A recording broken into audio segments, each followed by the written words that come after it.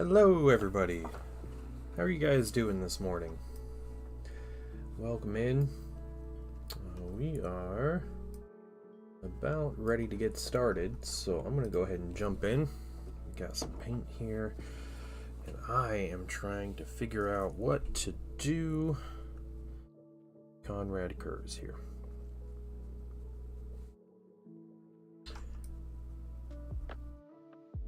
I think what my plan is today is to work on this trim. Also, welcome in, Zen. I see you there. Work on the trim and try to figure out like what colors to use here. He's got almost a bronze color. I don't know if I necessarily mind using bronze. I probably could just go ahead and grab bronze to try to make that work.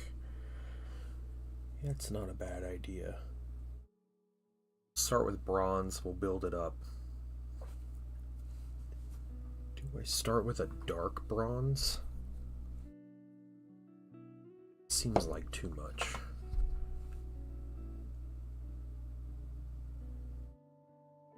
Yeah, regular bronze definitely seems better. We'll just thin it down a little bit.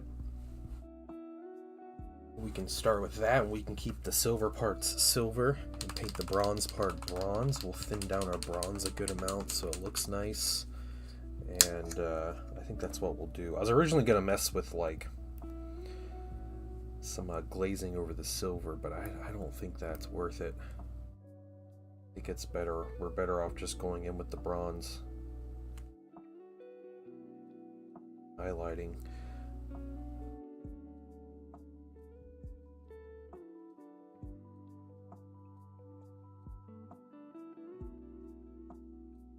Okay, get this little dry bit of paint out here. There we go. All right.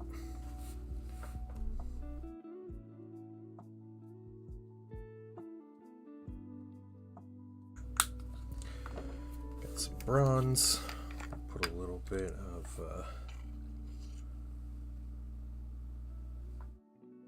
flow improver in here. We'll just get started. Make sure camera's in focus. Good, that's pretty good.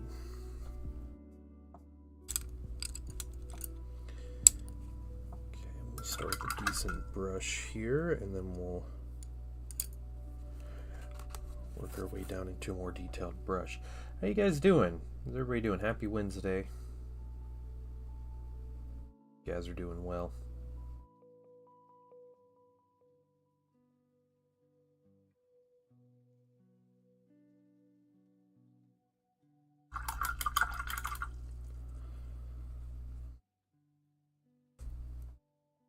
We'll come back and get this skin eventually.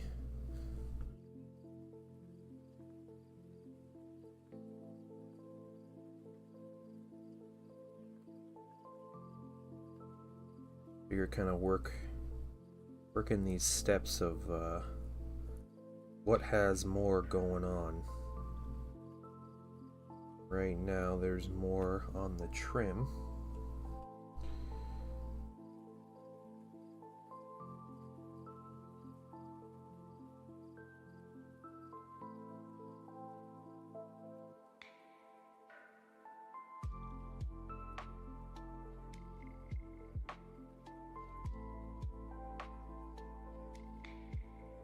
This leg, that is bone color.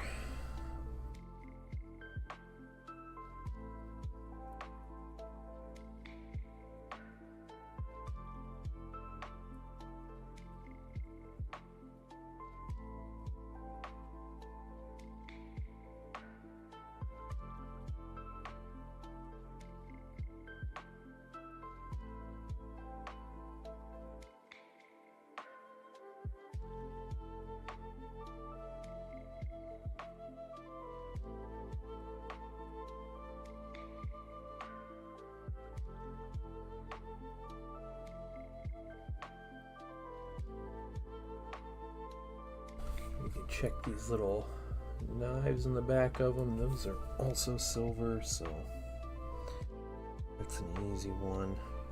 All this little trim though, I think the bottoms of his boots are going to be bronze as well.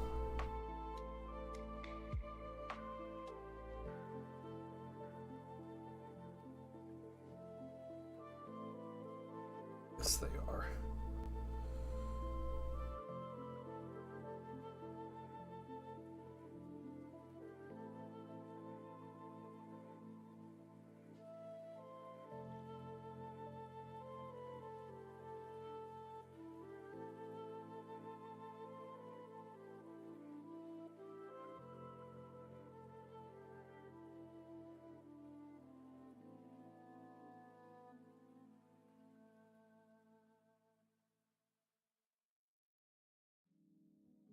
How you guys doing this morning?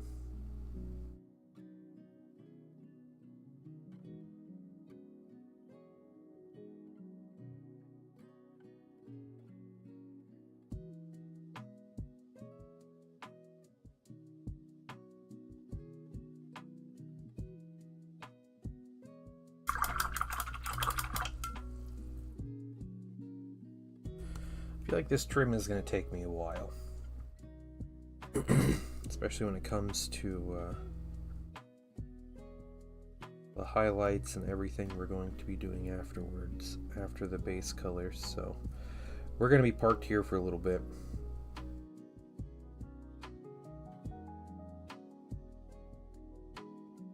Hey, what's up? Complete night with no sleep. Oh no. Oh, that's rough, buddy. I hope your day's a little better though.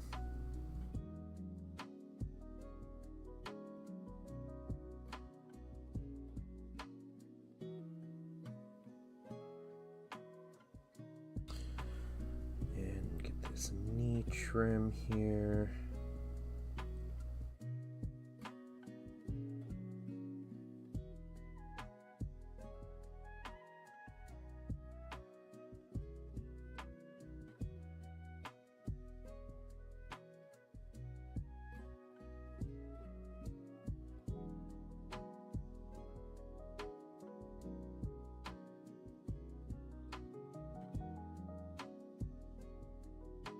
Some iron hands though. Oh, nice. Okay. Hey, getting some painting in. That's good.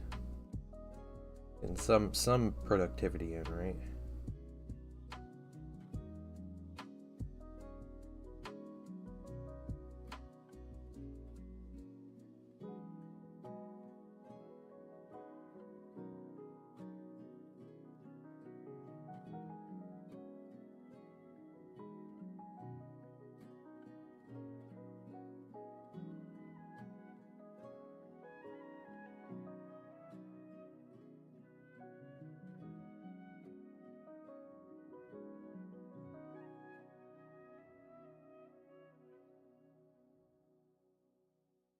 I think this week I'm gonna try to finish my my Typhon siege tank. It's one of my goals.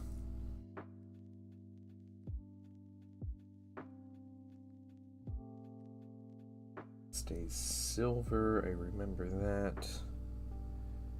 We got trim up here.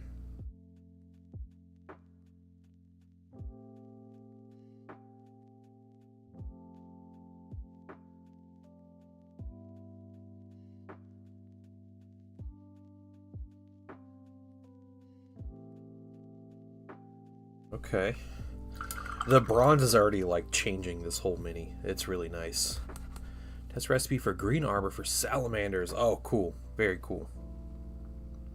Yeah, the noosh is interesting. It's not the easiest thing to use, so there's definitely a learning curve to it. I think the important thing to remember with it is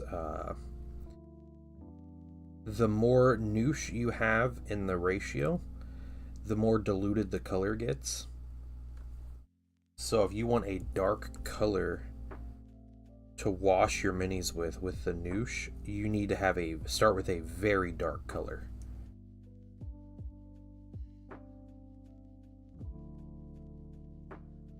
because it'll dilute and lighten the paint that you're painting with. So just something to keep in mind, and it gets pretty messy. So your mini will be like pretty sticky as it dries, and it takes quite a long time to dry. So something else to kind of be aware of.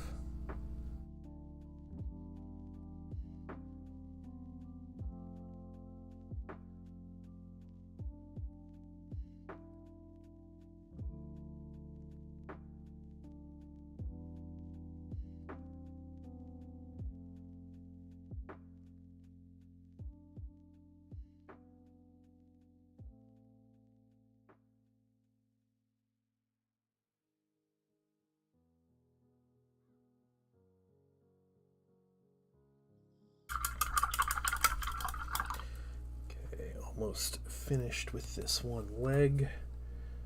Let's see, let's turn him around a little bit. Okay, alright. So the little blade stays silver. Definitely be something we touch up throughout this process. But yeah, let's get the black some areas. Yeah, that's a good way of doing it, yeah. Yeah, and sponges are really helpful. Makeup sponges and stuff. Yeah. Nice. Very nice.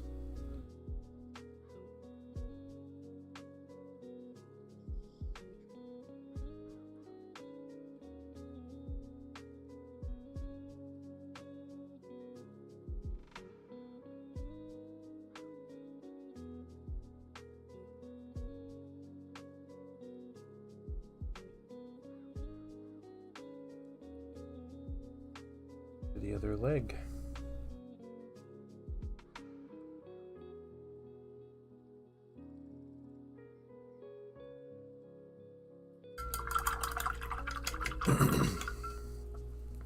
Excuse me. Pearl Crow Bronze, such a good color. Yeah, I'm glad I made this decision instead of sticking with the silver and trying to tint it.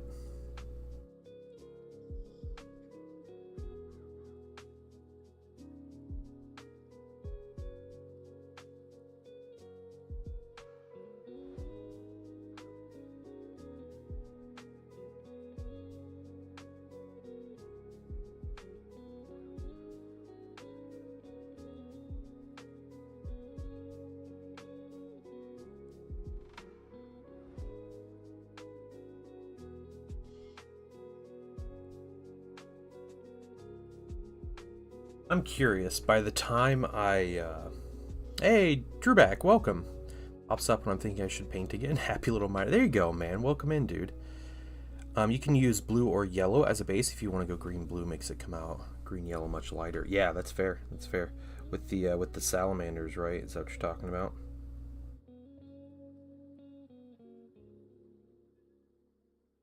Green is an interesting color to get like exact tones that you want. It's not always the easiest to find like the perfect shade of green.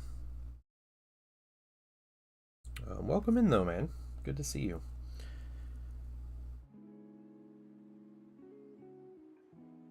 What was I saying? Oh, so after I paint Curze, I'm going to be painting Perturabo. And I am wondering if first of all, how difficult Perturabo is going to be to paint compared to Curze. But also, like, am I going to hit a point to where I'm just tired of painting Primarchs? Or am I going to be, like, just wanting to paint more?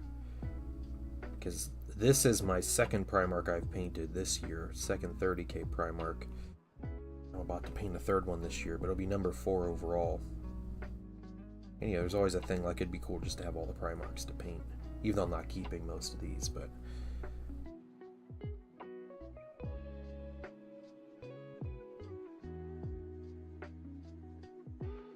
definitely be cool.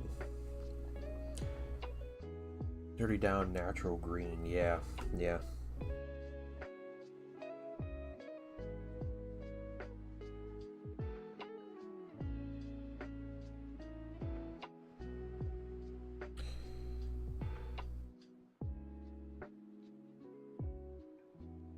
Project... Oh, hold on. Projected geologisters? Whoa. Oh yeah, thanks. Thanks for the spam. Can someone delete that? Someone kill the bot.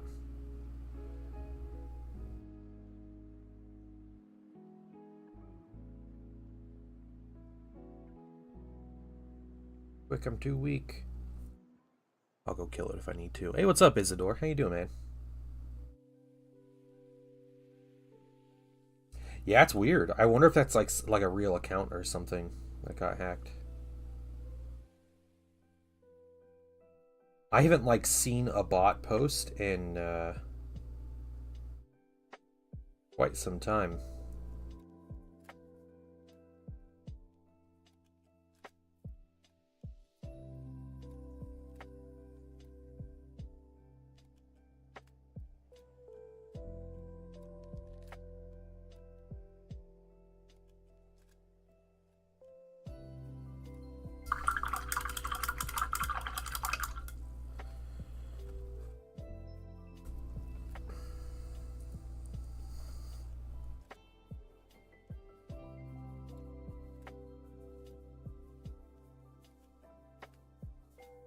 Did you watch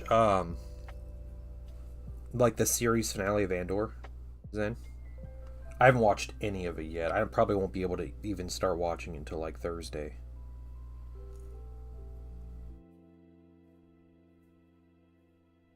Couldn't sleep. Yeah, that sucks. What am I here for? I'll put you to sleep. Hey, Raja, what's up? All night with heartburn. Ugh, that sucks.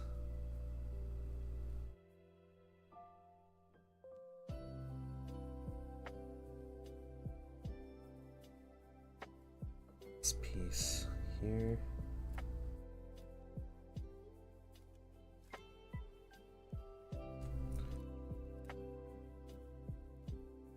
Yeah, I think that's it for that leg. We can get this.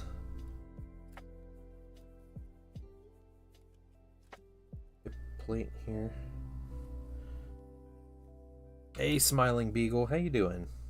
It's morning here, so good morning, Works. Good afternoon, Works too. I know we got lots of European friends coming in here. Eldar bag. I believe, Raja, I believe it was just two colors.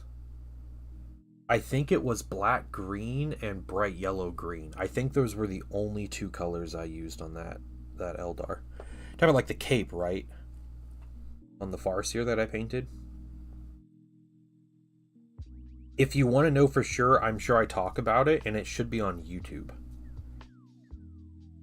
Yeah, YouTube has all my VODs from the past like 8 months or so.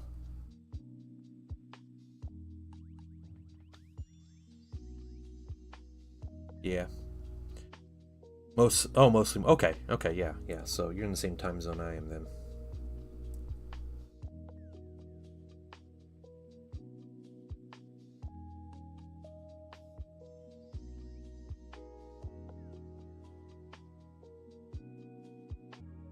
Oh, cool.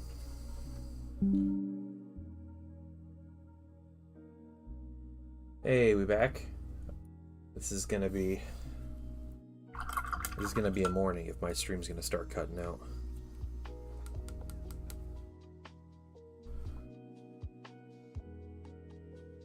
Wow, focus.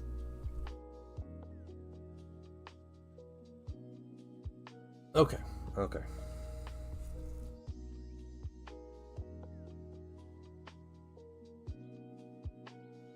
Let's get Curze back out here. Ooh, this will be bronze.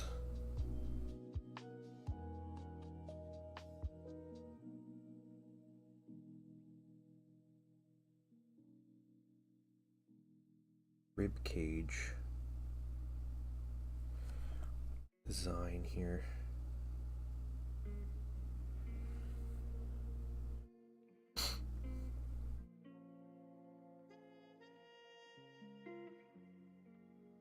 So nothing crazy new with Horus Heresy to talk about. I know there is a new Horus Heresy show coming out, an animated show called Kill Lupercal, which sounds pretty cool, and I wonder if it's based on a novel or a short story of some sort. I'd have to ask Gosu when he comes in. But they showed the trailer. It's about a warlord titan who basically sees a way, like a chance to actually kill Horus and end the war. And so it's them like going through, I don't know, their final stand kind of thing to make it happen.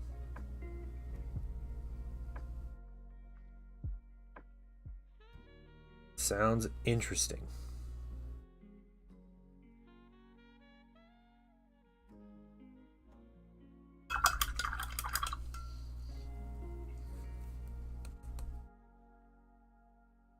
Let's see, that is...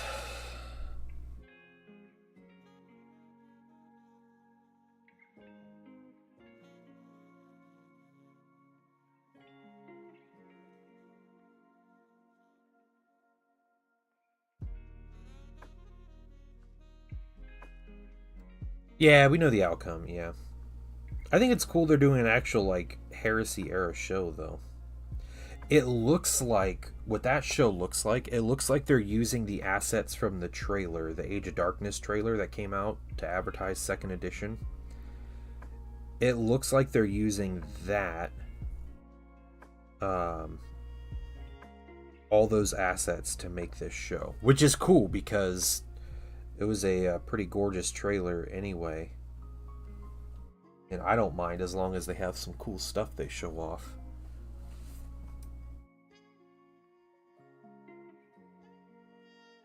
That remains silver, but we have this border here.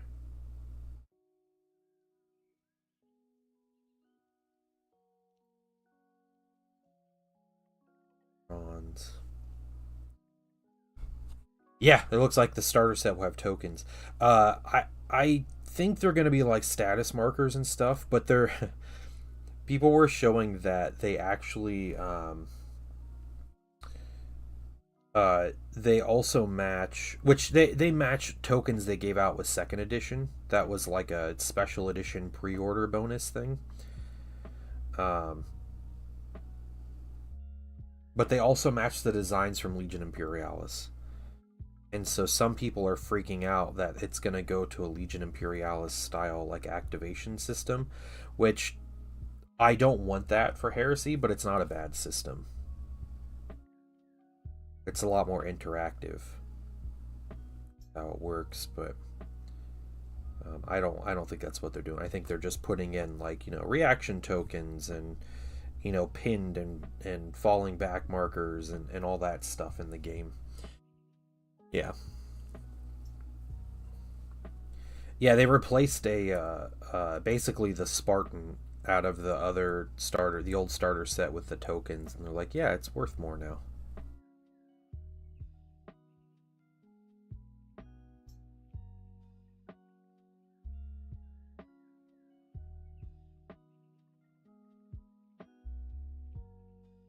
When it's funny, because I was actually looking for STLs to print some tokens for stuff like that. I thought that would be really useful to have, and turns out I needn't bother because they're going to be coming out anyway. I'll just have plastic ones.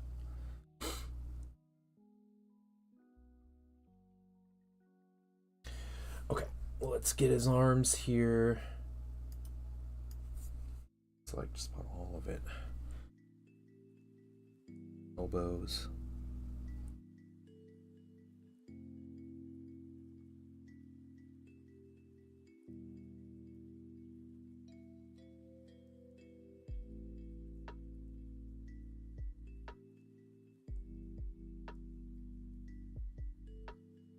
Except for the blade piece. All right. Yeah, they mentioned Dreadnoughts being able to throw people, and I think that's amazing if that's true.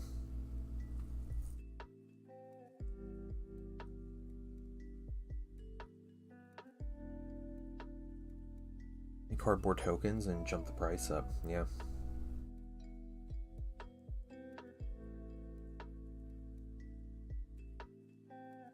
And those first couple kill team boxes were such good values. And they took all the terrain out and everything, and now they're just not. It's not the same.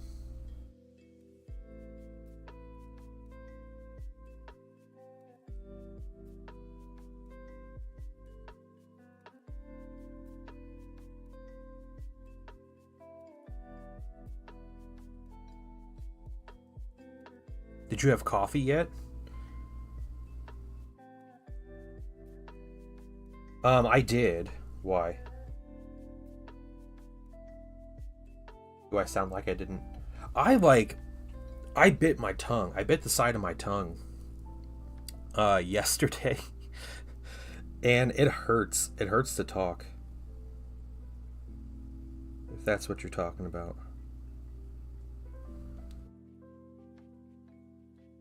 Everything to play is in a $200 box. Yeah. Yeah, Octarius was an amazing set. Octarius, and was it like Morok or something? Morok not quite as good, or Moloch, not quite as good of a box, but it had the awesome terrain. Oh, I mean, I would not turn down some coffee, honestly.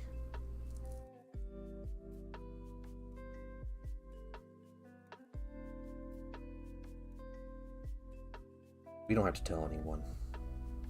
I'm doing a second coffee today. No one needs to know. What is up? This.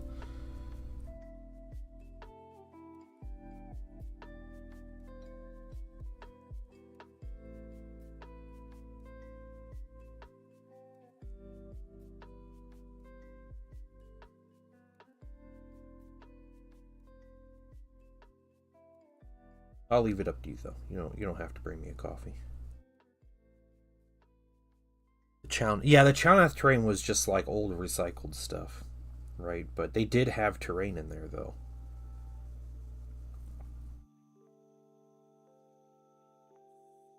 I feel like terrain is even more necessary for Kill Team than for regular 40k, right?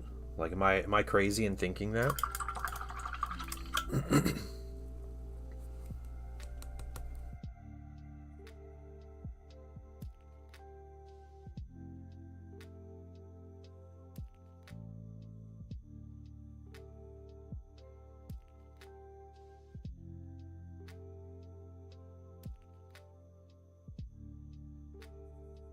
Like, you want the verticality and stuff. I thought it was hilarious when they announced, I don't know what set it was, but when they did that, the newer version of Kill Team over like the water and everything, and they're like, yeah, we have all the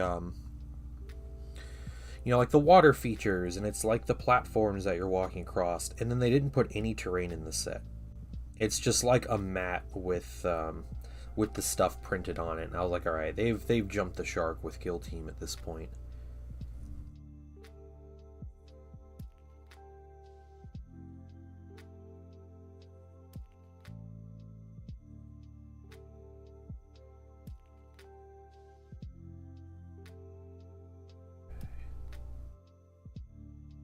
I'm really good with this brush right now, though.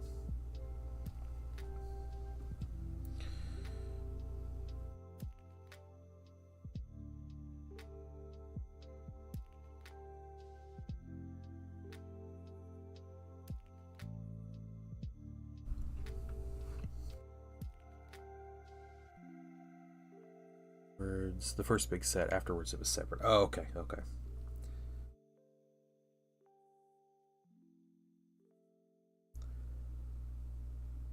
Kill Team releases so many big boxes, it's hard to keep track of what's what. Okay.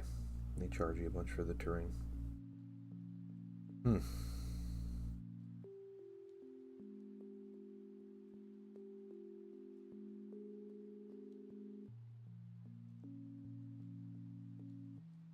I still have my New Year's goals. My 2025 goal is to paint more terrain, get some more terrain in the collection. Might have to do that. I think this summer I was going to hang out with my nephew. We were going to build some terrain.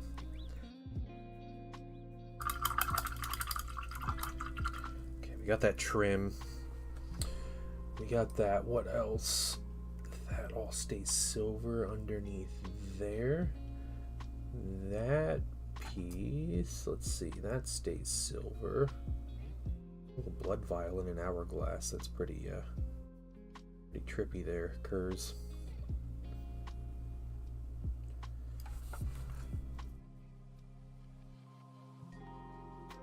Okay, so let's get the shoulder pads then. Get some shoulder pads, and then we'll move on.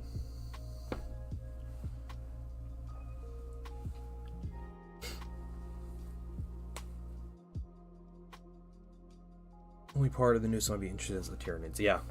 I don't think you're the only one that's thinking that. I know a lot of people who had talked about the Tyranids, and then they just don't care for the what you call them, the robots.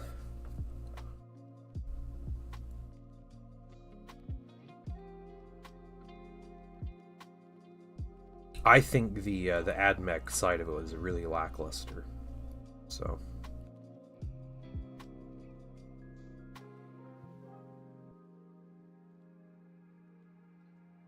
I don't blame people for not caring for them.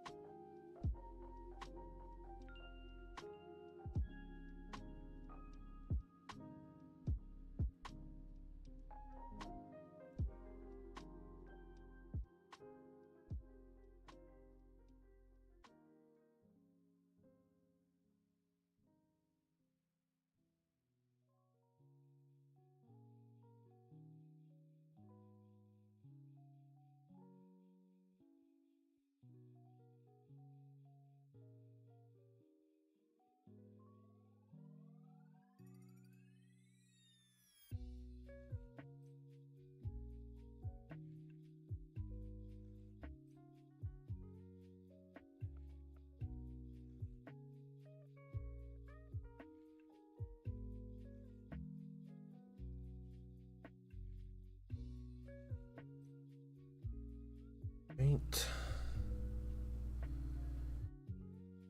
Over here. Side of the shoulder is bronze.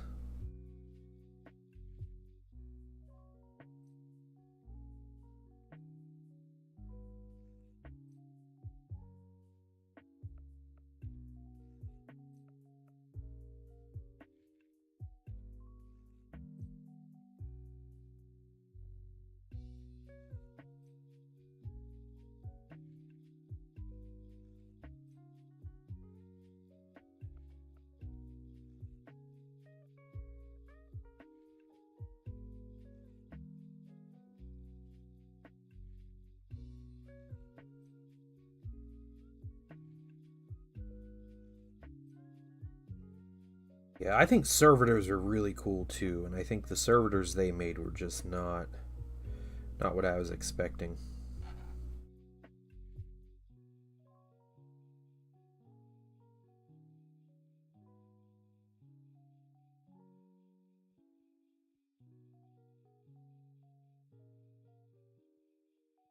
Told the team they needed to box up servitors. Yeah. Servitors used to look way cooler, in my opinion. Okay, bronze on that shoulder. Let's get bronze on the next shoulder. We're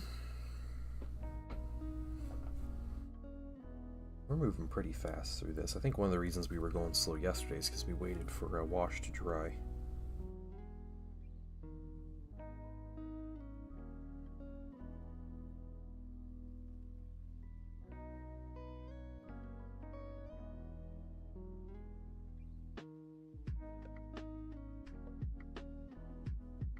Oh yeah, I mean that's what Kill Team really is. Like, Kill Team is a mechanism for Games Workshop to release 40k minis without having to make a big deal out of a 40k release, like without taking up a 40k release slot.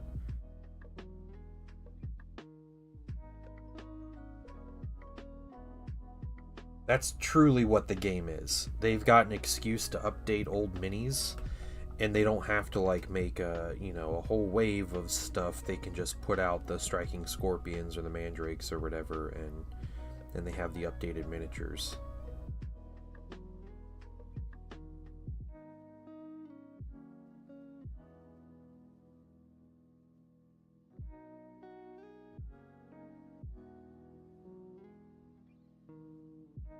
Think of like the Death Corps, like the Krieg for the original like Octarius set. Those minis were 100% just so GW could get Krieg out there and start that whole process.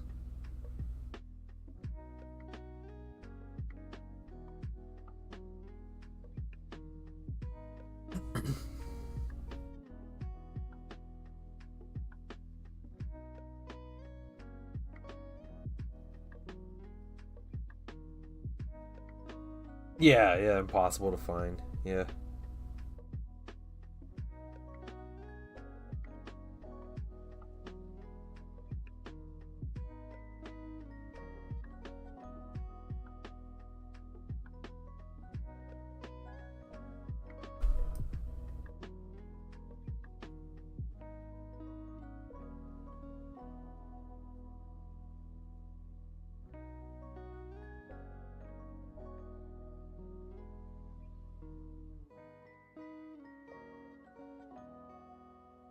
Skeleton pieces that we don't need. There's a little knife thing.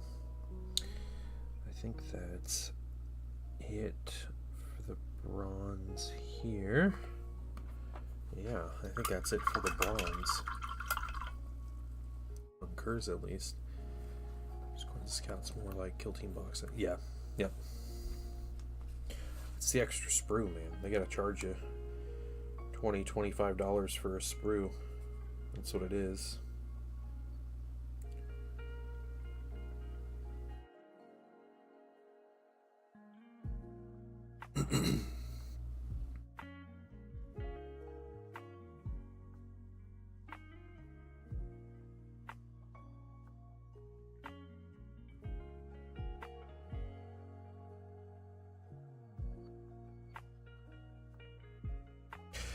All right. Well, Zen, our transfers were delivered.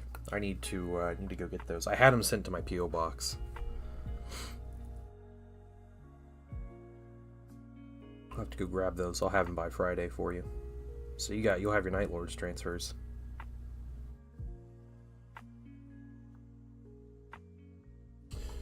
More bronze. There's some bronze I missed. All right, here we go.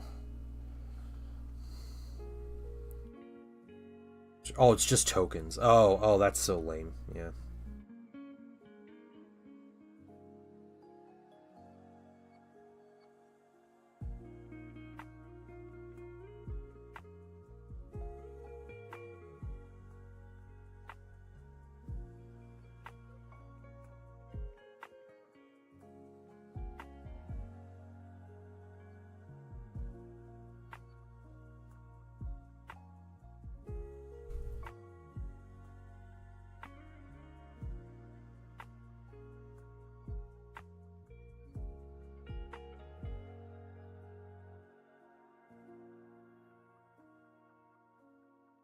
I'm missing little bits of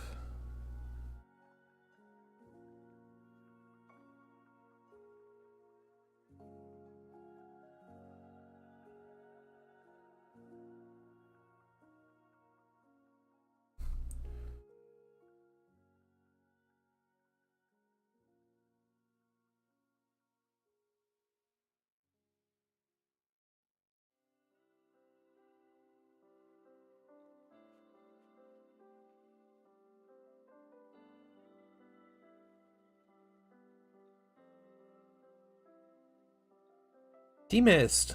Welcome. How you doing? Yeah, it is still technically morning here. Yep. It's really sad some boost, yeah. Yeah, now it's just the new set and they give you some tokens. I got you. That's too bad.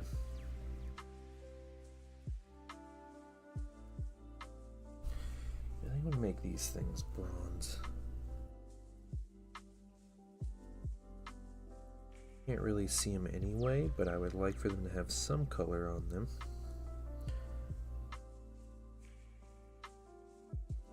East Coast. Oh yeah. Same here.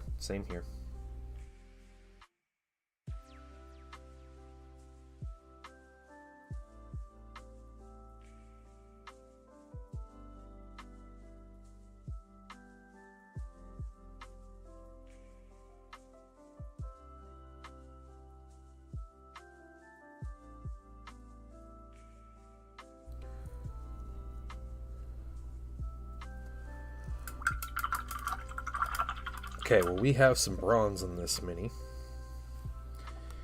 And I feel like we can start moving on.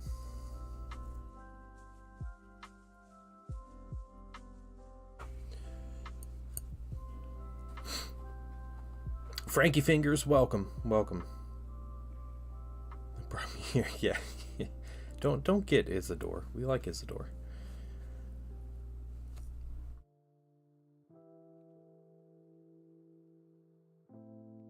Okay, so what I'm going to do... How are we going to do this?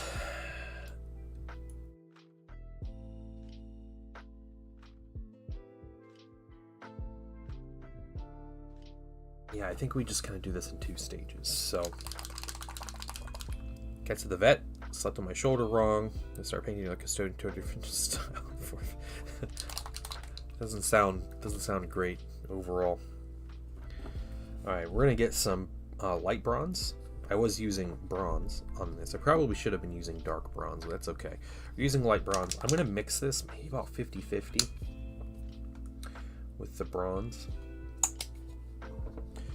And then we're going to do some big, like volumetric highlights here. Let's start with that. See if we get a nice little difference. Not too much. Darken a little more.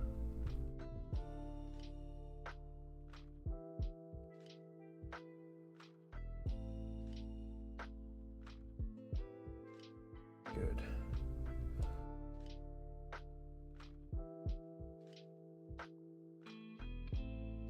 Okay.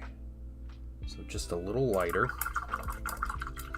We're gonna hit some of these big areas. The big places that you can kind of see. I don't know, the cow looks like a Space King helmet. Does it look like a Space King helmet? Don't start doing that. Don't start doing that. Andor's over, I'm sad. Yeah, I haven't watched any of it yet, so I probably won't watch any of it. Like, I probably won't finish it until this weekend. So please no spoilers. I am excited for the show, but yeah, I'm gonna be really sad when it's over because it's been incredible so far. Elbow pieces.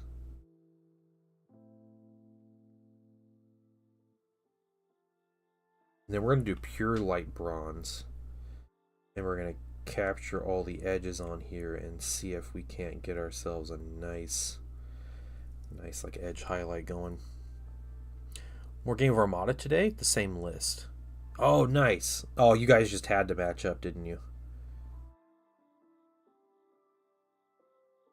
I think you got him. I think you'll be fine.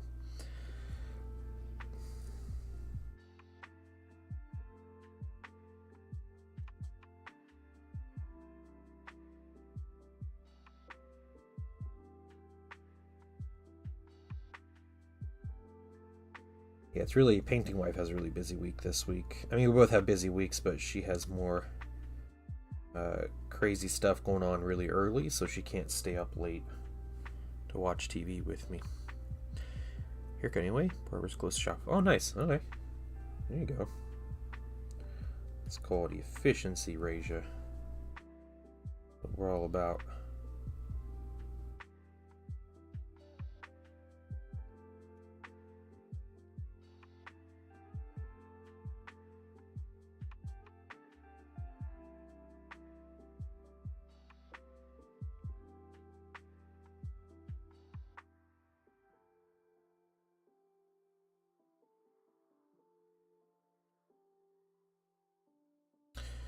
Coffee shop right across. Need more coffee. Yeah. All right, all right. You're going now to play your game and everything? Do all the things? Cool. Well, good luck.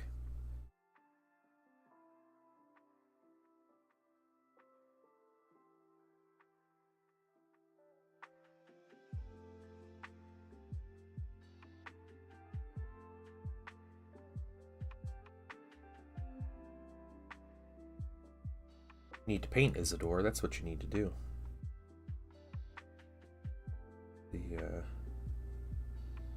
The only answer.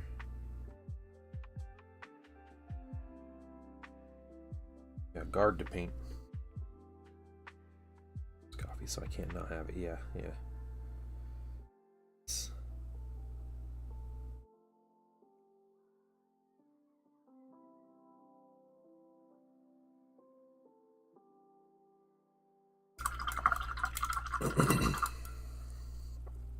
I'm hoping this looks as good as I want it to in my head, so...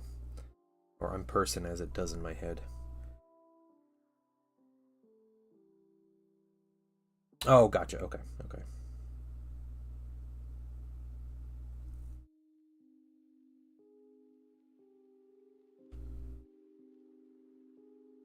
This little cowl thing is hard to highlight.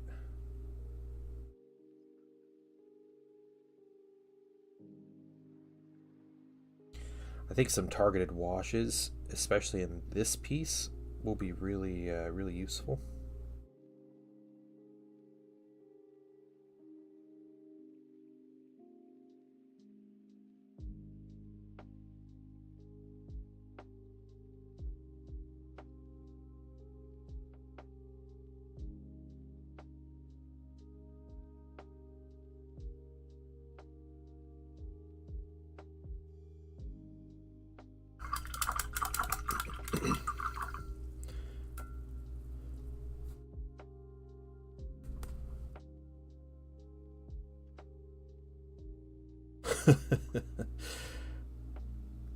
It's the first time I painted in weeks. So all sorts that when I started to, but I want to paint a little bit every day. Yeah, there you go.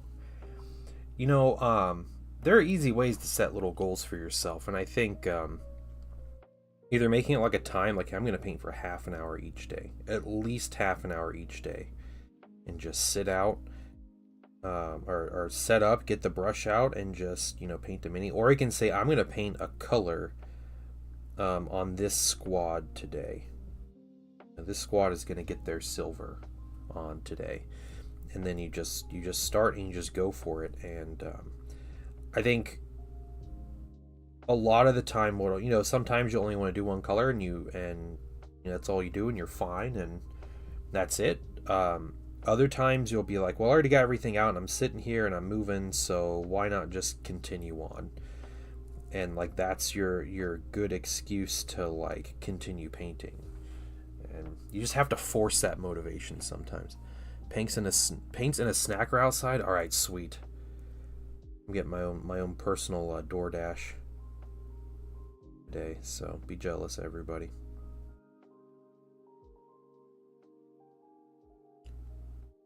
Thoughts on new? Yeah, we were talking about a bunch yesterday, Isidore.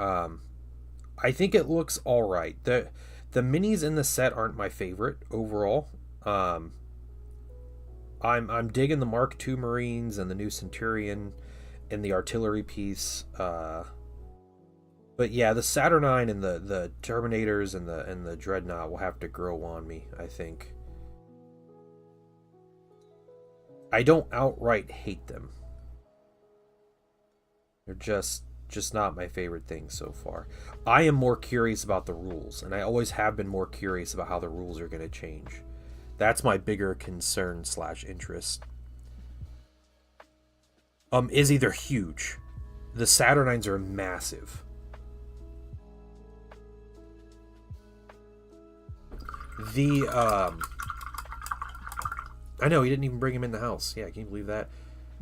The Saturnine Praetor that's there with a Thunderhammer, he's as tall as a Contemptor Dreadnought. Alright guys, I'll be back in just a moment.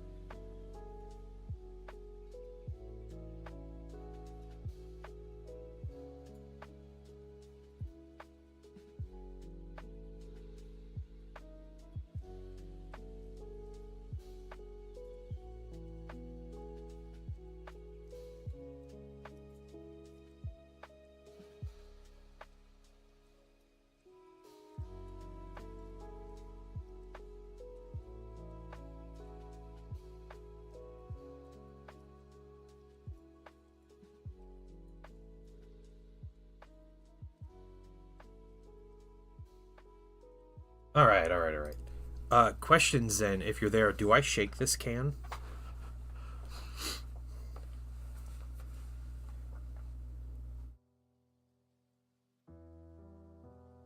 Yeah, I just went on break. No, Zen brought me paints and snacks. You guys want to see what I got here?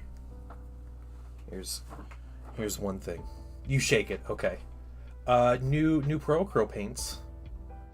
It's the horribly branded AMP paints, but I have mid-tone silver. This is directly because I kept asking for it for like 3 years. So, yeah, no one else. This was just me. More gray, some cool colors, and then also, we got the other set too. Cool gray, black, red, beige gray, peach flake. Yeah. Magenta wash. I'm curious about this petroleum brown wash, really. So I have those, and then Zen got me. He got me coffee, but it's like Japanese coffee. So like it's this crazy thick can, and he also brought me. He's such a weeb, guys. Zen is a huge weeb. I believe this is steak flavored chips. That's what I'm guessing.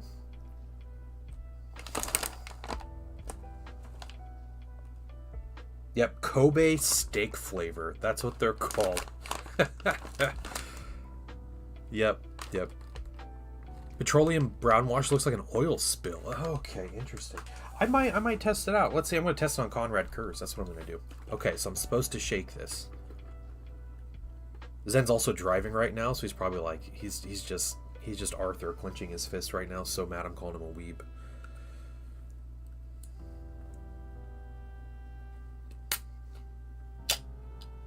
Yes, there are clips of him ooh-wooing, so. Oh, that coffee's good, though. Oh, that's so good. Yeah, he told me to shake it so it exploded. It did not explode. We lived. We survived. That's really good. Oh, that's so good. Alright. Get out of here, water. We don't need you. Multiple clips.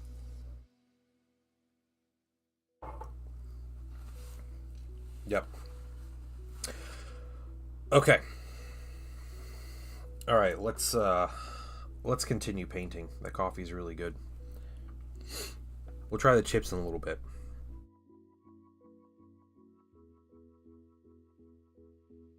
Thanks, Zen. I appreciate it, man. I don't know what that is, but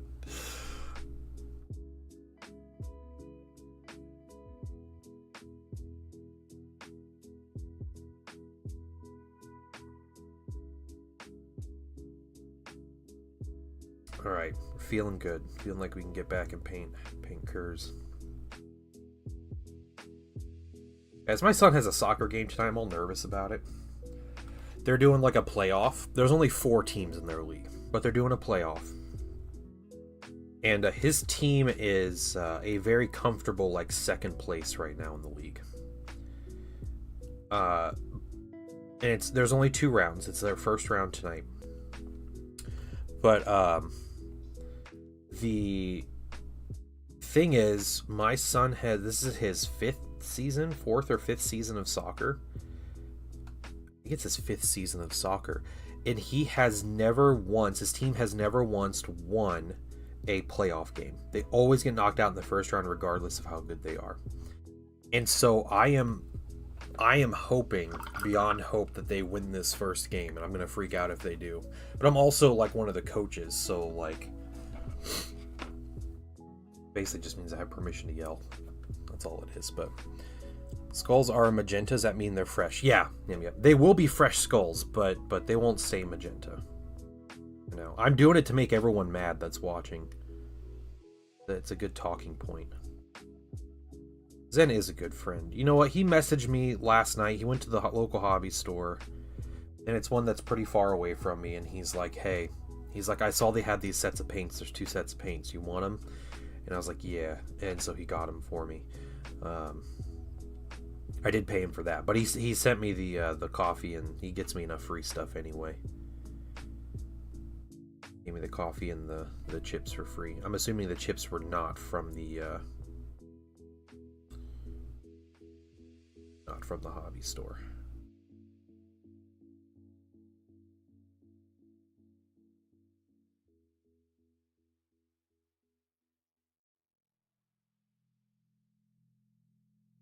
Okay. Did some of that. I'm gonna drink this coffee. Yep. I agree, Cultured American. We all need a friend like Zen or to be a friend like Zen. Oh, that's good. Yeah.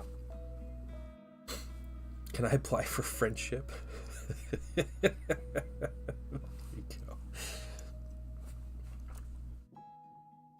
More weebs.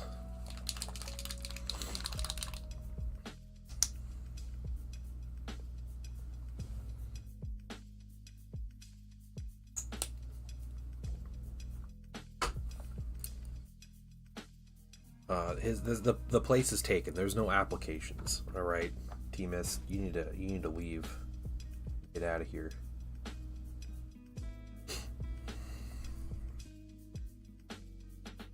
All right.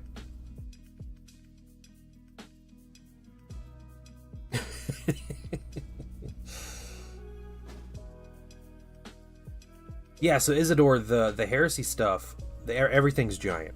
All that stuff is giant. The Saturnine Terminators are massive. They're on bigger bases than normal Terminators, and they fill out those bases. They're bigger than like Centurions, like Space Marine Centurions in 40k. The Saturnine Dreadnought, we figured out the scale, and you can probably find pictures of this online. A Redemptor Dreadnought comes up to the bottom of the head on the Saturnine Dreadnought. So if you have a Redemptor Dreadnought, or a Leviathan Dreadnought, they're both about the same height, and you set it down on the table, and you look at the picture of that Saturnine,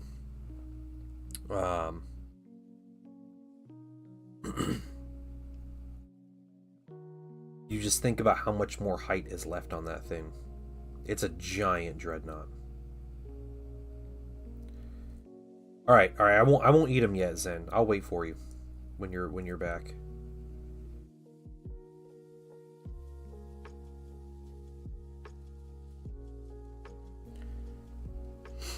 SWAT Cats? I don't remember that show. I didn't watch Toonami though. I wasn't a. I'm not weeb enough.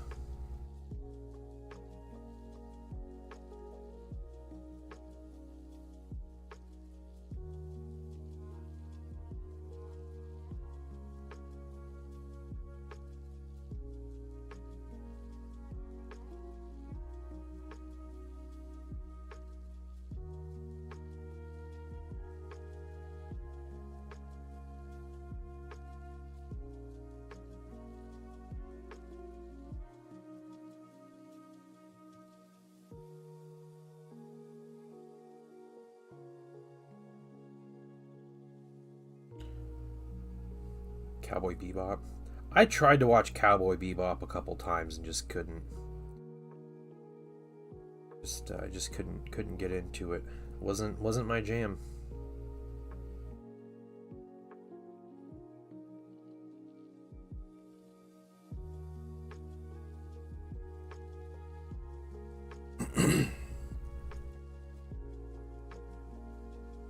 SWAT Cats' furry awakening. Oh no.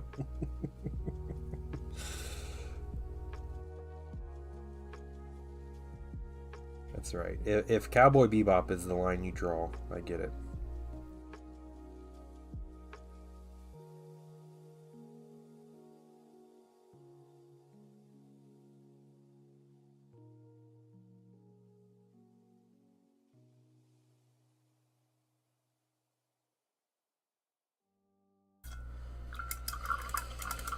Okay, highlights looking good. Highlights looking good.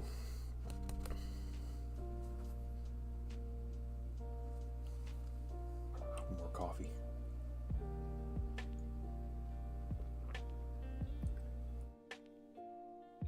Yeah, it's good. It's a lot sweeter. It just says it's coffee with milk. So I expected it not to be sweet, but it's really sweet. I'm cool with that though.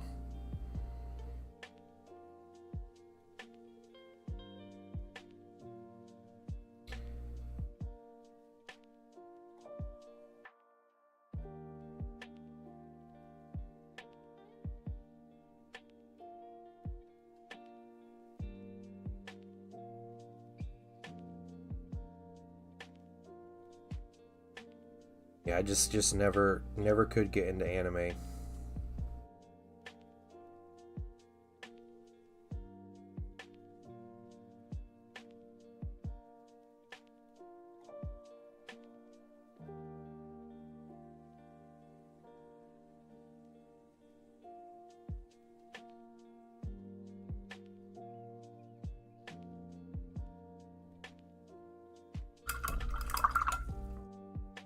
Leg. Music slap. Yeah. Yep. I do have the Cowboy Bebop intro song saved on my phone. The weird like Hispanic jazz intro music.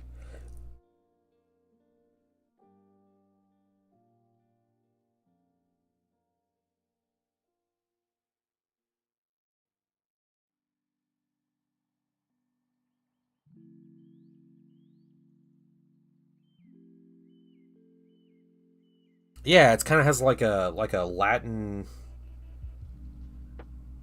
like influence to it, but it's like jazz. Yeah, it's strange. The Cowboy Bebop intro.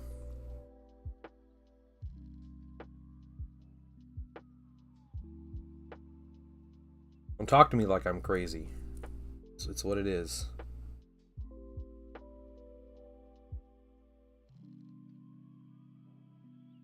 It's bebop jazz. I played that intro song. I was listening to it, and my wife was listening to it, who is a music teacher, and she commented on it and was like, she was wondering what it was from, but she was like, yeah, it's like the Latin instruments and stuff in it, and so I trust her opinion on it.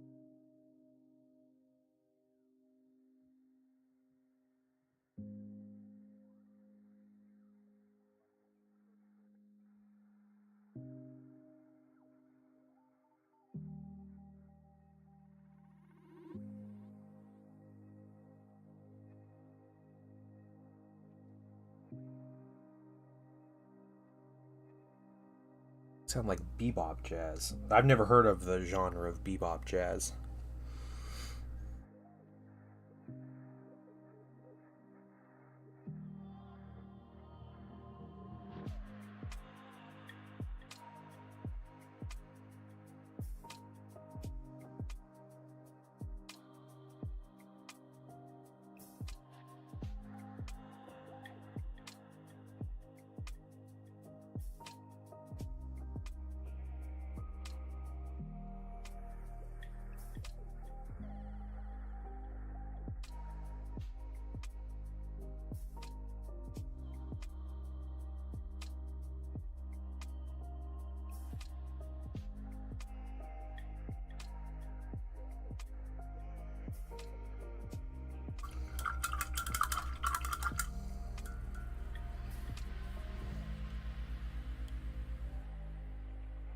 think I face palmed so hard I left a mark. On my comment?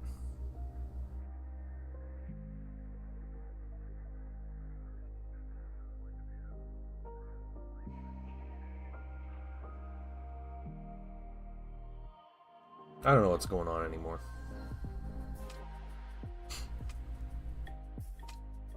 Saw his own death and made it happen. Yeah. Konrad was the example of be the success you want to be, right? Make a plan and stick with it, I guess.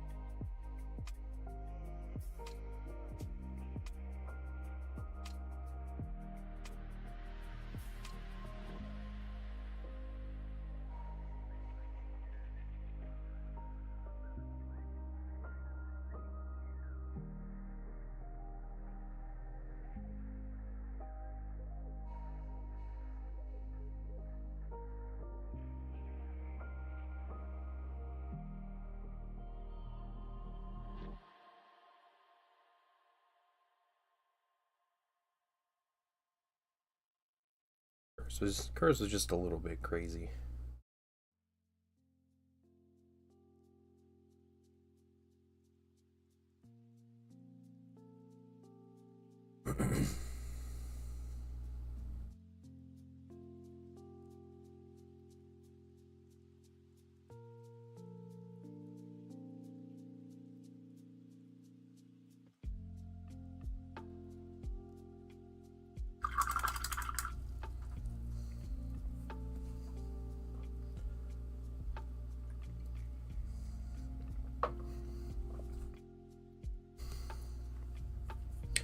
I think I might try out one of those washes.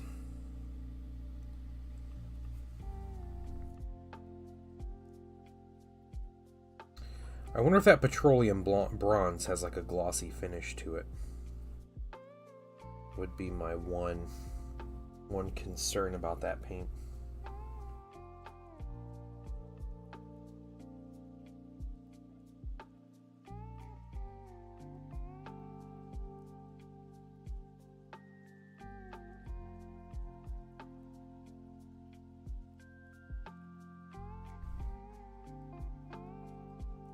It's not that big of a deal because I'll be using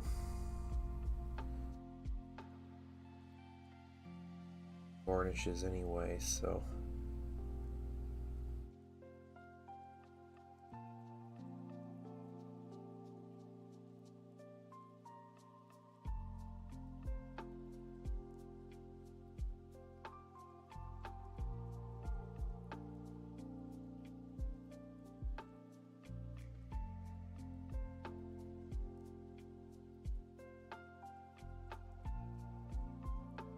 pretending his mistakes were on purpose. Yeah, he's Captain Hindsight, right?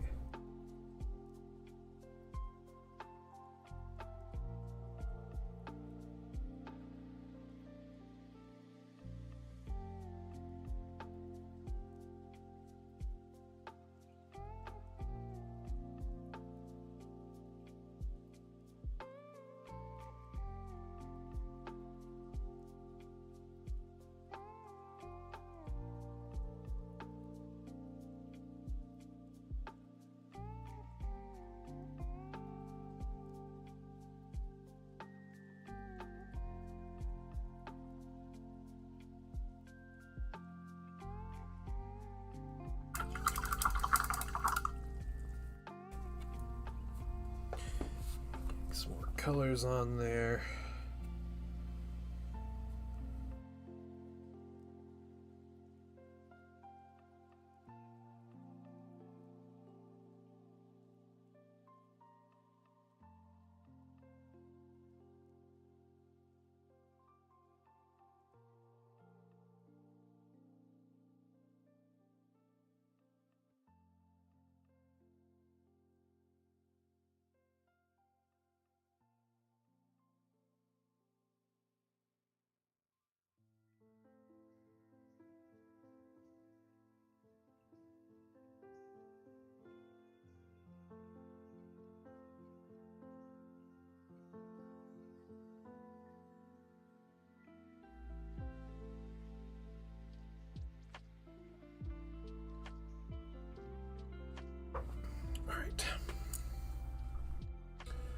let's continue on.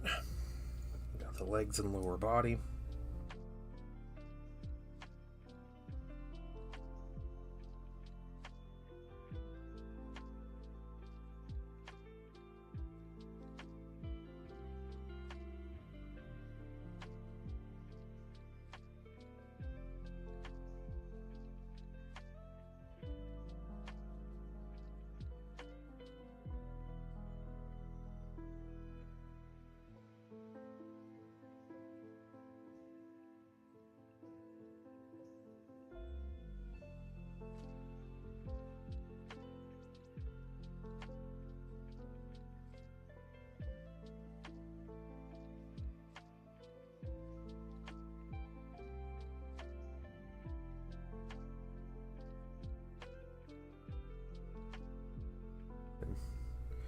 Definitely mess around with some washes.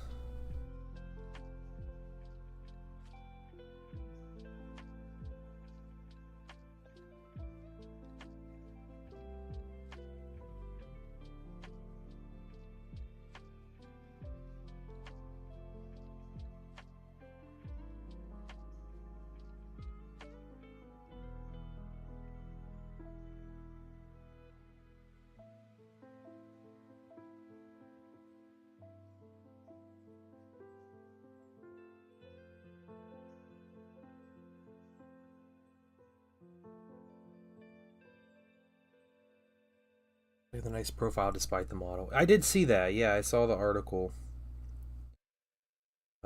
Yeah, there's stealth and infiltrate, which is weird.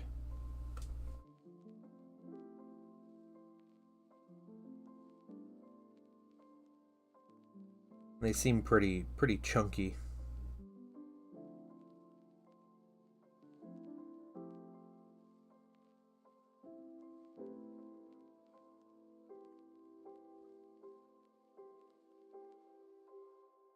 I really want to see them in person.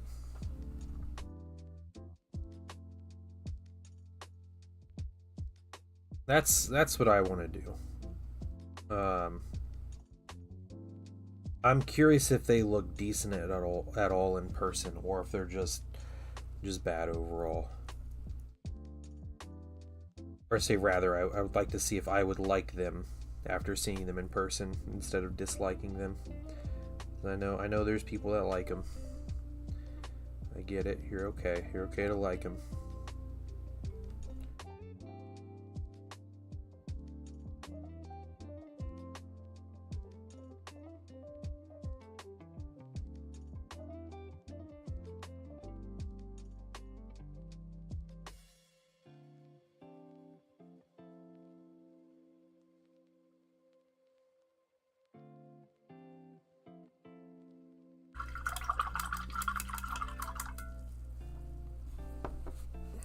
Yeah, their scale is weird. I don't know. Yeah, I can't tell like what they what they are,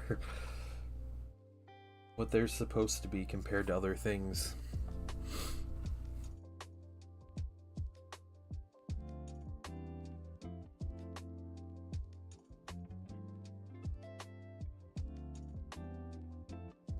Tracks, legs, and claws would fit some aesthetic. Yeah.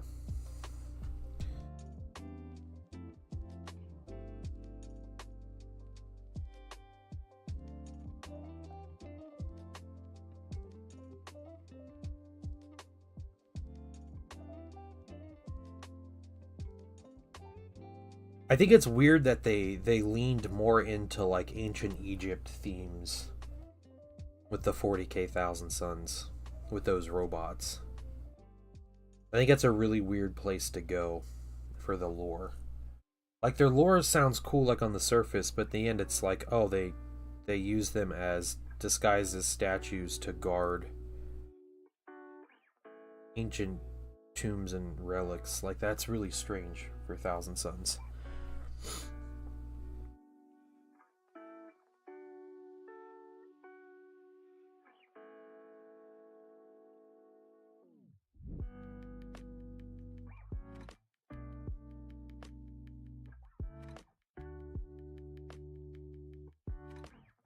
I think I think those models, I definitely think they were like the models were made before the lore was made. Recommend for Thousand Suns blue. Oh man, dark turquoise. Pro dark turquoise. It's a 1-to-1 with Ahriman blue. So it'd probably be a little light, but then you could wash it down with some blue and do they have a blue wash yet? They do have a hold on, I just got these sets. They have a Payne's Gray wash. That might be a bit of blue. Let's see. Let's see if we can get a little look at it here.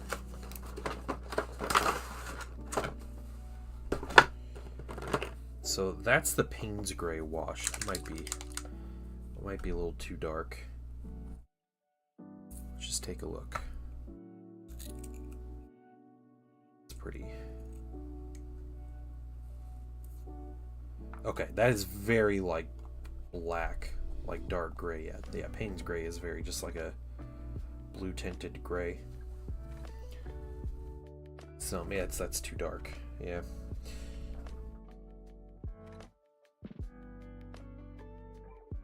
Yeah, I do think your best bet would be,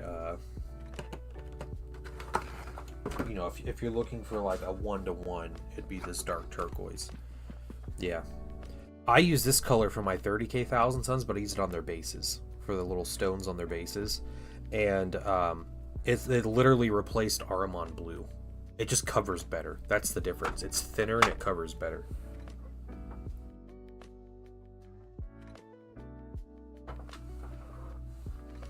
Alright.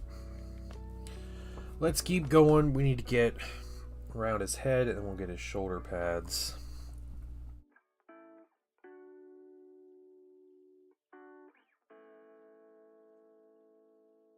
Yeah, how you doing, Spitfire?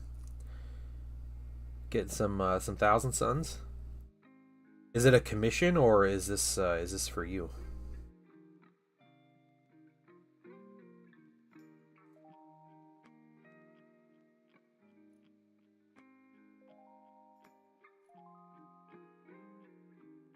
Skinny paint? What? Said it was releasing a new paint line? Some kind of expert line or something? I've heard rumors that this summer there might be new paints coming, but nothing beyond rumors at this point.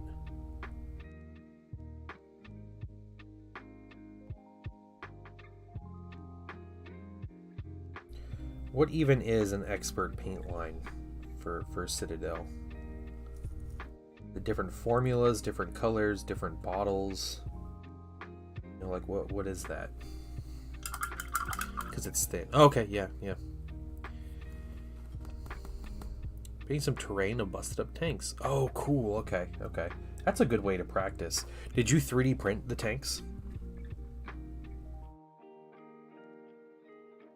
Find some wrecked rhinos.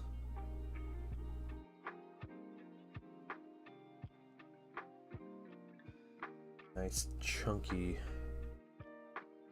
line on here.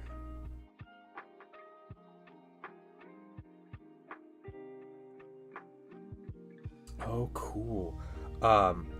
Would you mind sharing a link where you got that? If it's doable. If not, that's fine. But I'm curious. If was it like actually like wrecked vehicle terrain, or did you just like print the vehicles and wreck it yourself? I'm curious what you did, because some smashed up vehicles sounds like really fun terrain.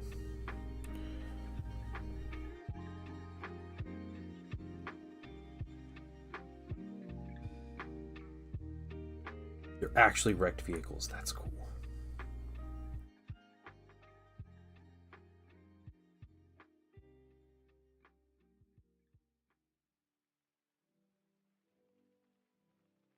I don't want to do too much on these because these are all going to be covered by a cape. We wanted to make sure that we touched on everything. Okay, let's get the shoulder pads, the highlights on the shoulder pads. And then we're going to test out some wash.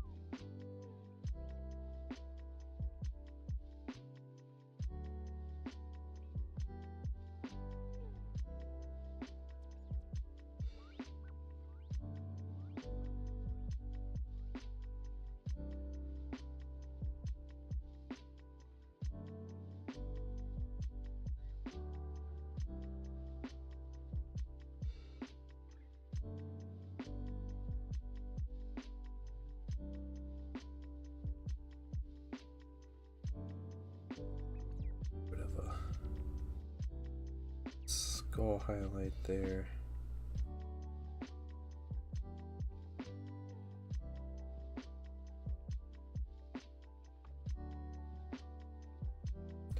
And we're still pretty early on in the process of painting this mini. Lots more colors to add.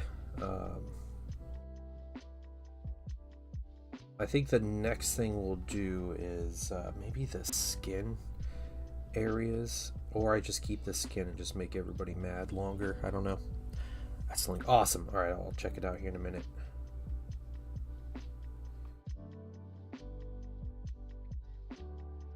Thanks, man. I'm really curious.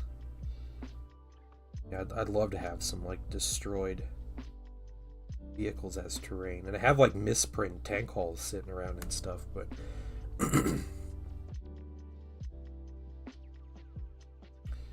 if I can just get them looking cool on their own, then I don't have to worry about that. Oh man, it looks really good. Those highlights look good.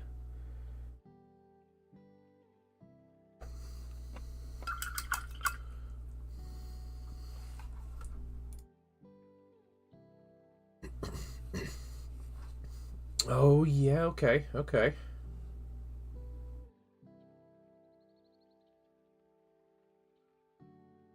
Do you do the 28mm scale or the 32?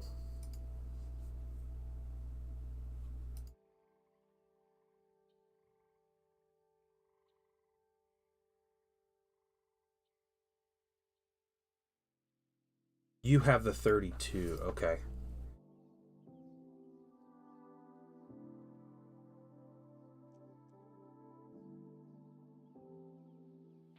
Yeah, definitely Spitfire. That'd be awesome. Yeah, that'd be great. Yeah. Those are cool. I bet I could print those on a resin printer too. They don't look too bad to print. Oh. That is fun. I'm gonna keep that page open.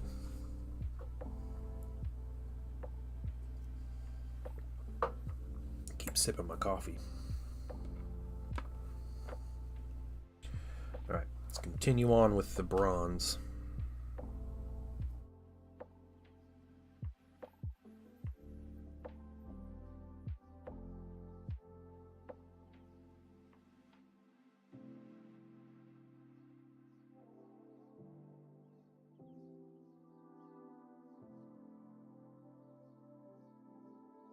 Don't worry about all the magenta, guys.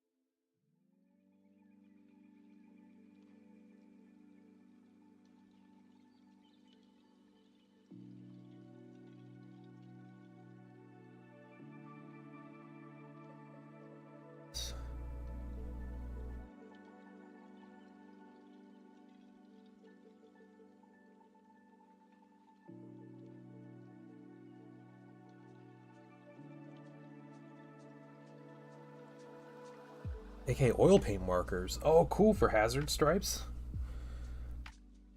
That's interesting. And it works well for it, huh? That is, that's good to know. Also, what's up, man? Oh, sorry, I thought, never mind.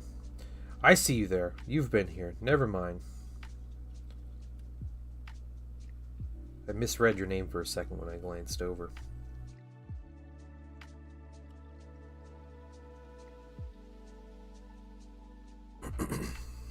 Okay. We got the bronze highlighted. You can buy them in 15mm scale, so you can actually choose different scales. It says the ones shown are the 28mm scale.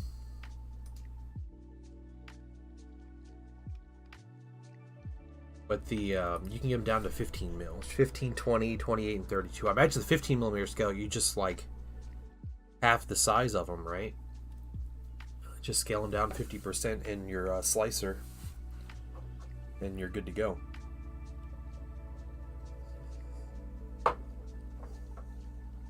Okay. What was I looking at? Hold on.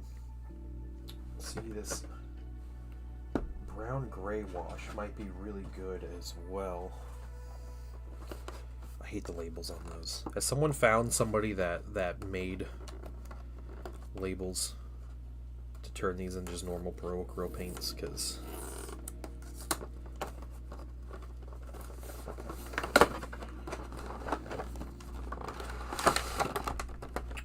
okay, and here's petroleum brown.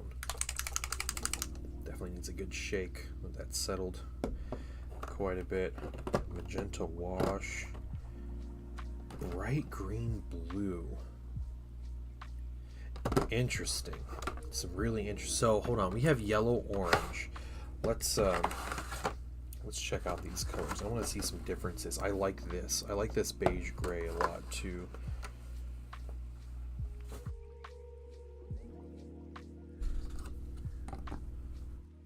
Okay, so comparing to just orange, you have orange yellow, but don't we have yeah, this was the one. This was the red orange. So the red orange is just slightly off, but here's orange red.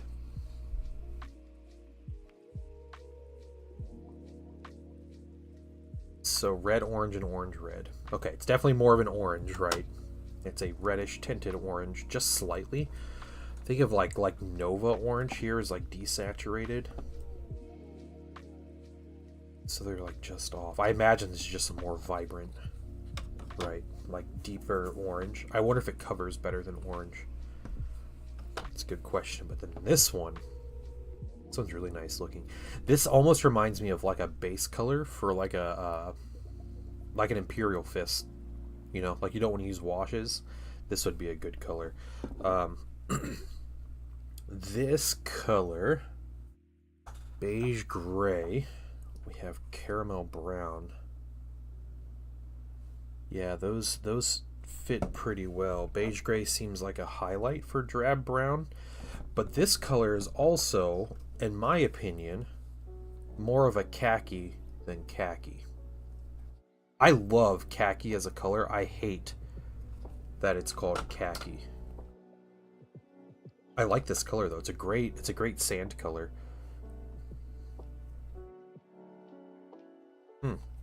Okay. Some usability here. Let me put some of these back. And I was going to check out these washes here.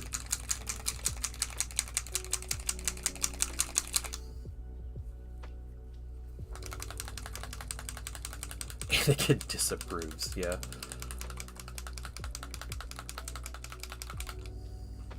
Is that settled that bad? Look at that.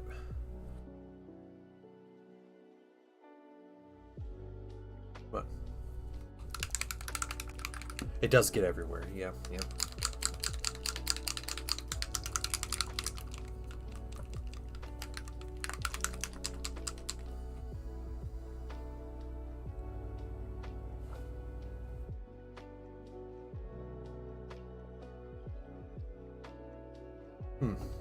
I don't like how bad that's settled.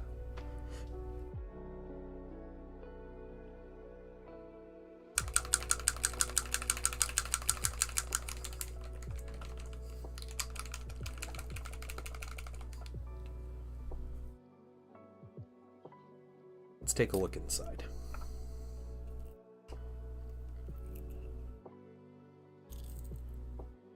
Ooh, that is like a gross, like stinky brown color. Does it actually smell? Hold on. It doesn't actually smell. I think that just separated really bad. But the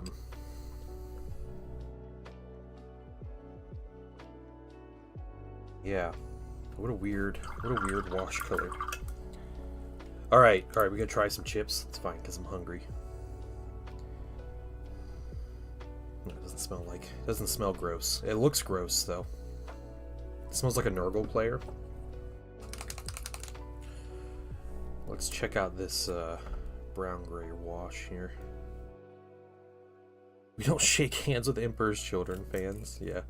Yeah, that's what I'm talking about. This is that's your Agrax Earthshade, right? That's what this color is. Thin that down just a little bit. Just wipe all that off. The old apron here. Yeah, this is the Agrax. That's what this is meant to be.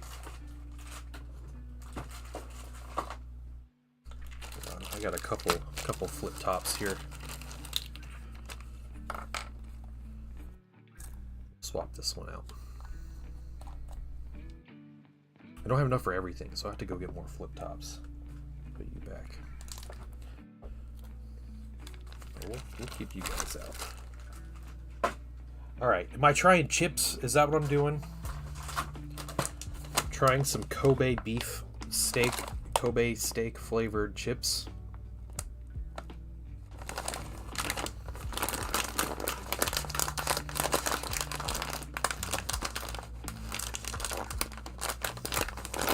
I'll try them because I'm hungry.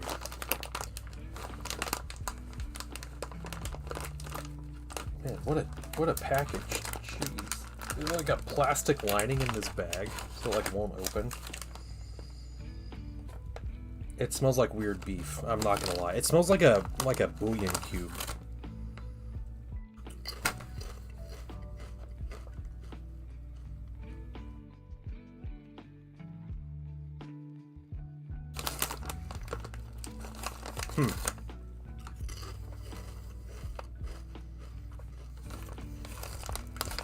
Here.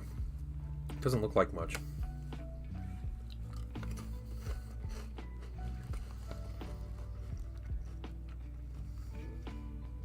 Alright, so as someone who has never had Kobe steak, I gotta say, Kobe steak tastes a lot like potato. Just an observation.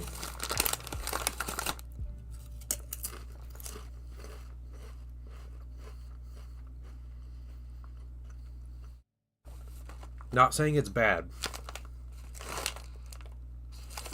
They don't have as much flavor on them as like maybe like an American chip.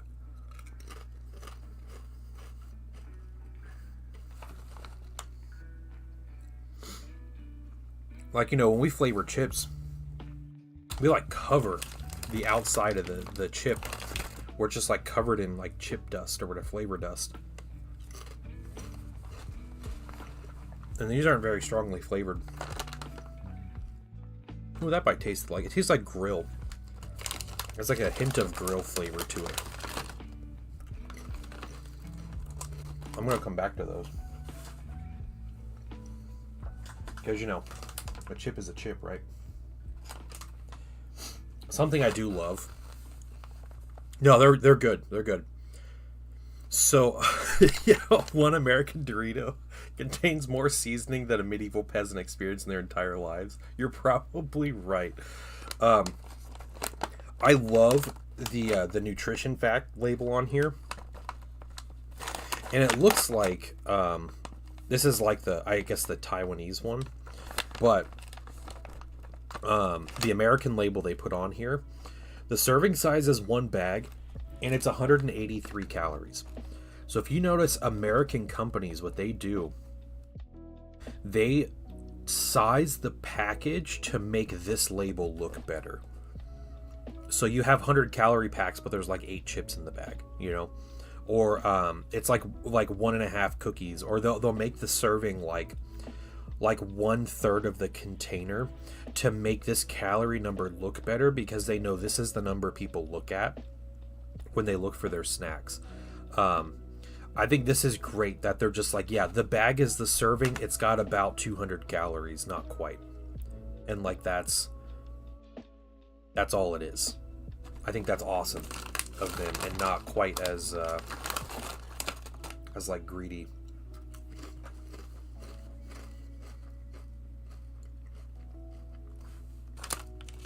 Oh, those are good. All right. I'm going to be snacking on those a little bit today. I'm not going to wash down with the coffee, though.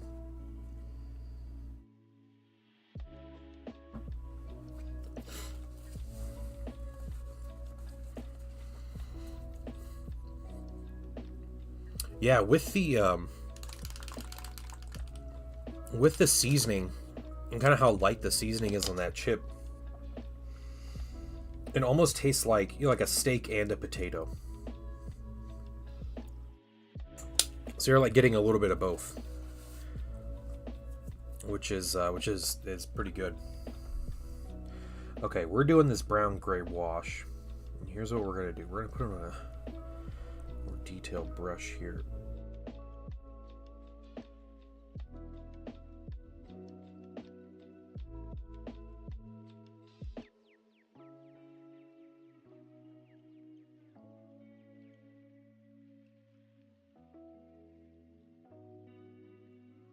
Hey, Judge Dave.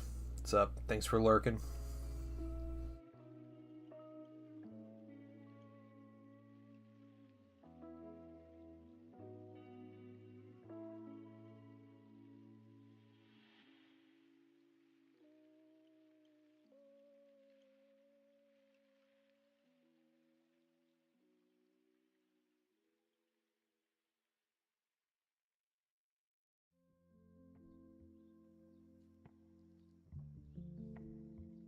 A little bit of wash on the inside of that, and let's... It goes in. Your minis get to experience the AMP paints first.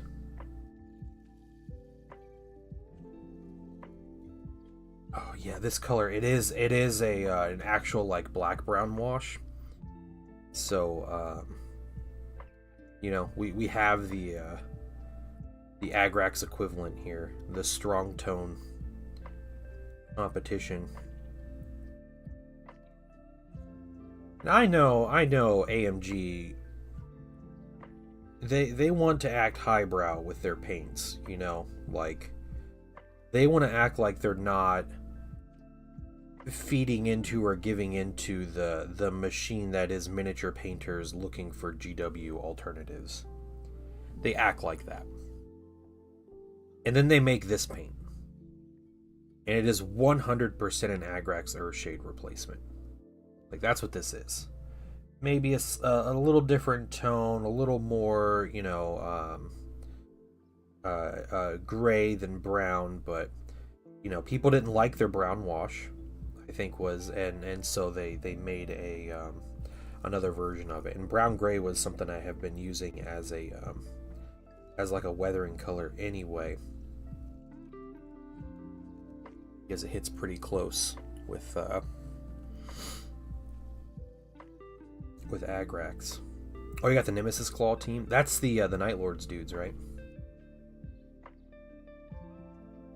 It's cool.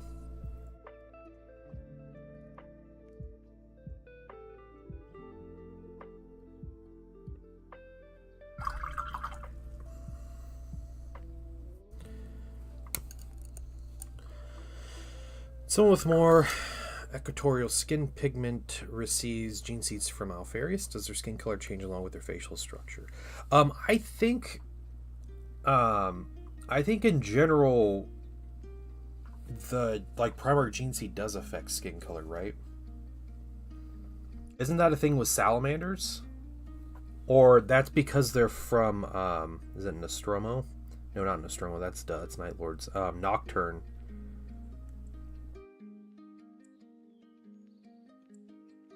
That's more environment. But like Ravengard become like more pale, right? Isn't that like their thing? Like some of these dudes, their skin tone changes. I don't know if their entire like skin color changes, but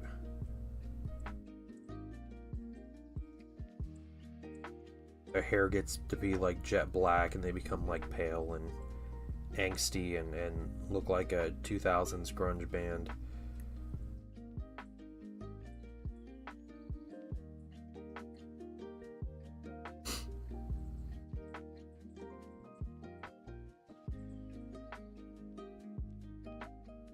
Oh, their skin turns like onyx later on in life. Interesting.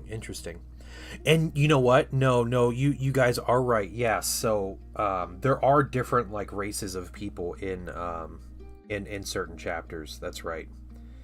No, so maybe it doesn't. Yeah, Alpha Legion might be an exception to that, or it might just be they undergo like surgical augments to look more like Alpharius down the line.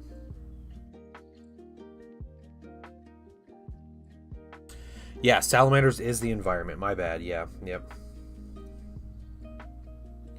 You guys are right about that.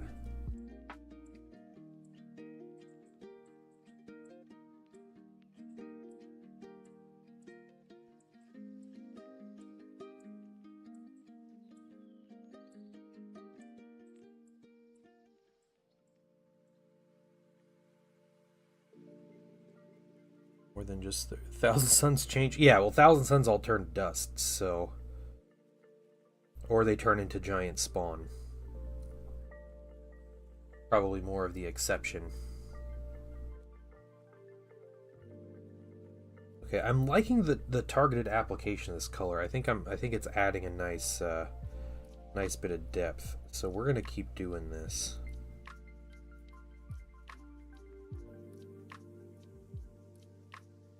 And again, thank you, Zen, for picking up these colors for me. I appreciate it. And the snacks.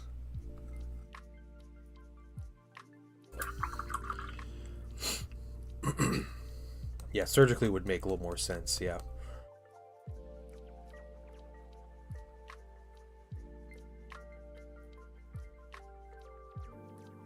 Word bears just suffer hair loss, yeah.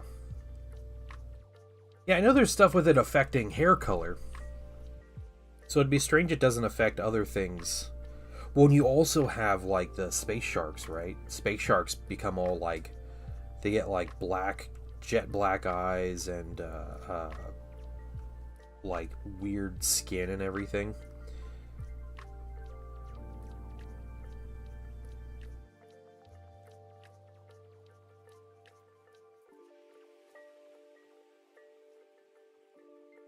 Ultra Range gets sudden love for Excel, yeah.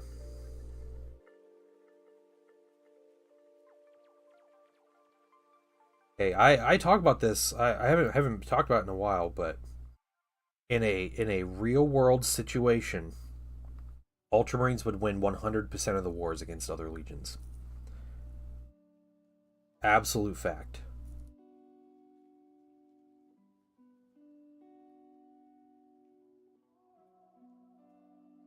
Yep. Thousand Sun skin is a bit dusty. Yep.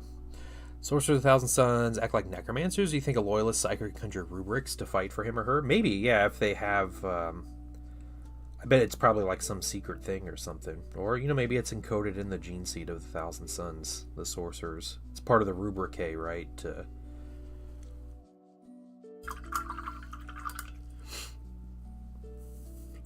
Yep, Ultramarines would win every war.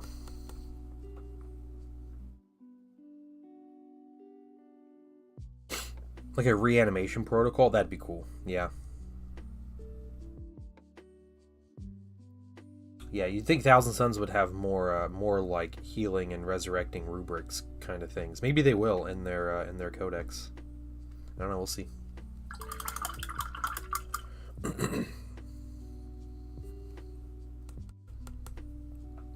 No, it's right. See, because like well, first of all, they actually have their Primarch with them, right? But and he's not like a clinically insane psychopath. But Gilliman is the dude that would be learning about other Primarchs and how they operate. If we're taking out just like story writing out of the equation,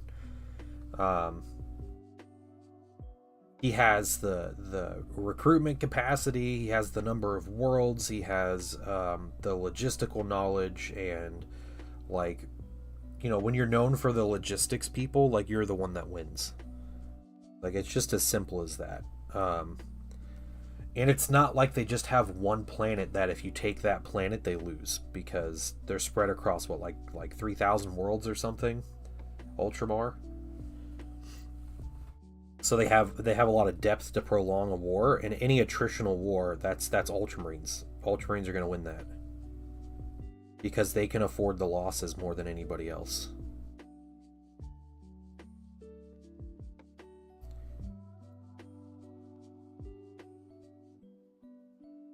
And there are a lot of legions that are just one-trick ponies, right? Like, Death Guard, they're going to march forward and die, maybe not die, but they're going to shoot stuff. Like, okay. Like, that's going to get you so far in one battle. And then it's going to be meaningless after that. Against an opponent that actually learns and tries to counter what you're doing. Yeah, love for the movie The Crow. Man, The Crow's an amazing movie, though.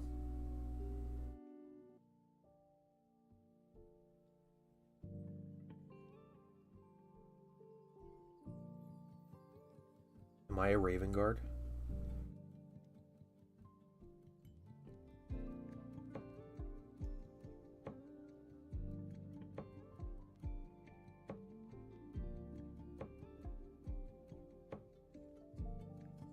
Yeah, and like, yeah, okay, Gilliman like lost to Fulgrim, but if we're talking a legitimate real world situation, like, Gilliman would not be fighting because the dude is actually intelligent, right? Like, he would just nuke the ship from 1,000 miles away, and that'd be the end of it.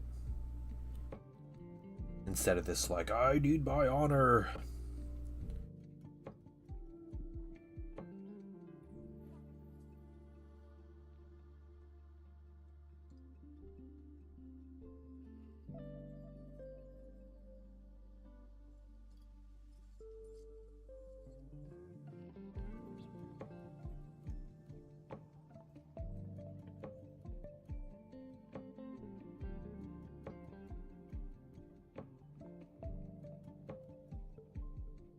Okay, those watches look really good.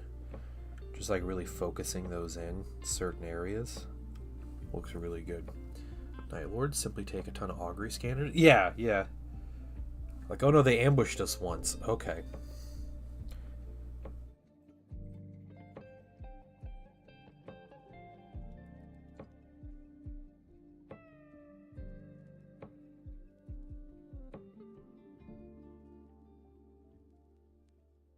Just like, they play up the Night Lord's ability to scare people and stuff, but in reality, like, there's only so much you're going to do to scare, like, actual trained military soldiers, so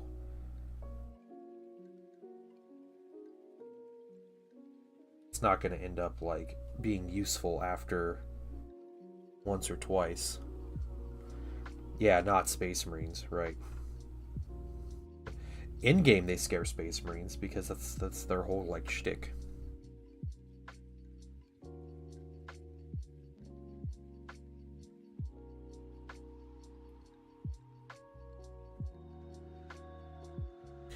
Fulgrim book, he talks smack about Dorn coming back. Yeah, dude. Valrak has been hoping beyond hope that Rogal Dorn is coming back as the next Primarch. They've talked about, there's quite a few Primarchs that they've talked about coming back, like Loyalist ones that have been mentioned in books in their current state. I believe Leman Russ, what's his name? Korax and Rogal Dorn now have all been mentioned. Just trick Iron Warriors to distract him, yeah. I think Korax would be a great one. I think Russ is the most likely, but I think Korax would be really cool. Um, Especially being as much of a sympathetic character as he is, and then coming back as this hideous winged monster would be really cool. But same with Russ, right? If he comes back as like a crazy half wolf mutant demon warp changed thing, and seeing how that affects the rest of the Imperium and how they view him, I think there's some really cool possibilities in there. Okay, I gotta say, this wash I think turned this whole mini into something really nice.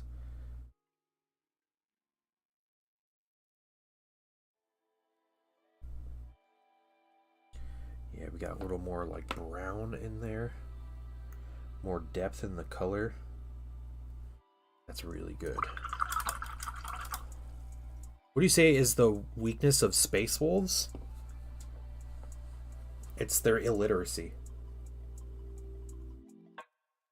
It dooms them to failure.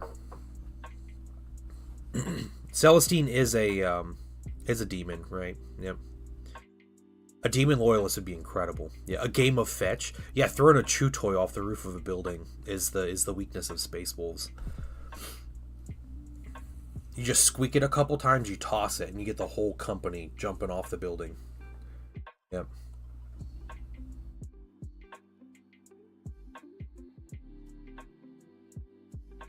Trazen has Vulcan. Yeah. A demon versus loyalist Fulgrim, that would be pretty cool. Good strategists like Purdy could disrupt the logistics. Yeah.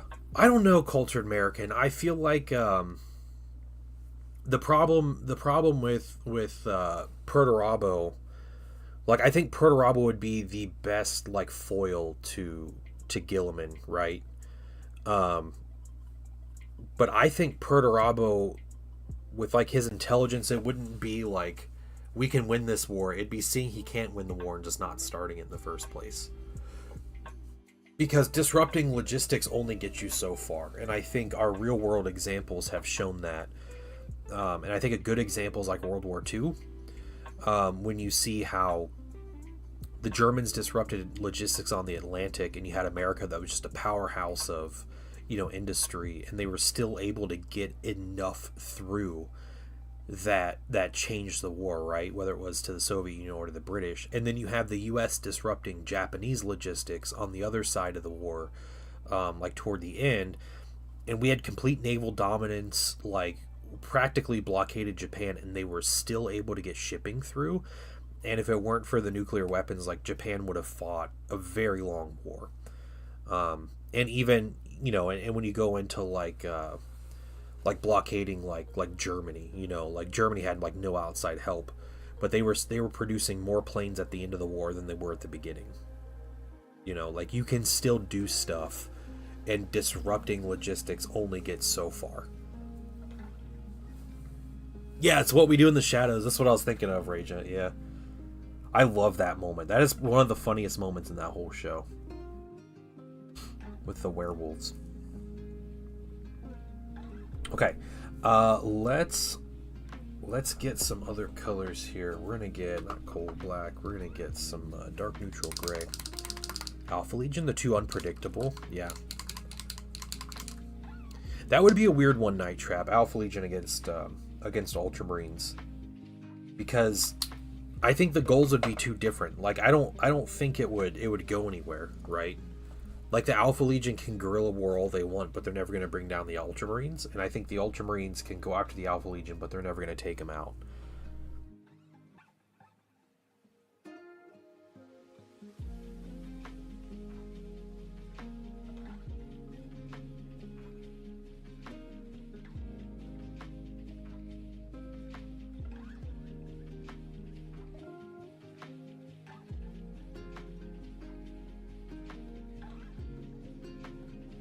Didn't Gilliman kill Alfarius or Omegon or one of them? Maybe like that was a whole thing.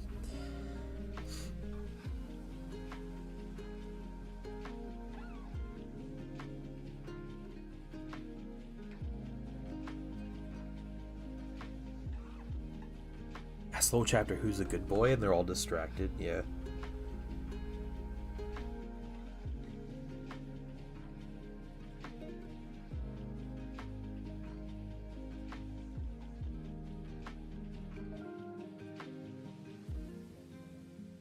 I think the real question is, who would lose in a war? Who would be the worst in a straight-up war against other legions?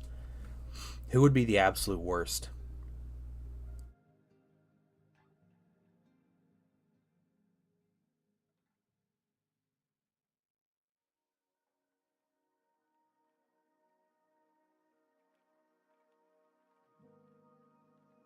And why is it Iron Hands? Because we all know it's Iron Hands.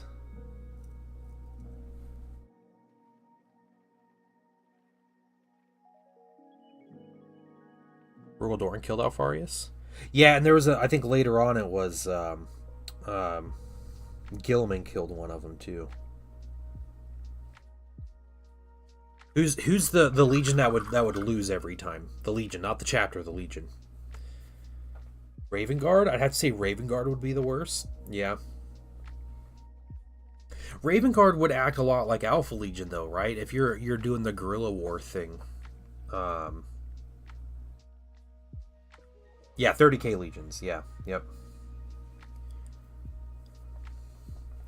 No, if it's 40k chapters, we all know Lamenters would lose.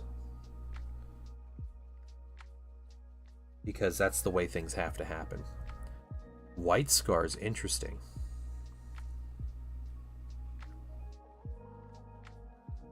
Yeah, Primarchs talk in the books about how great the Iron Hands are at warfare, and then you just never see it.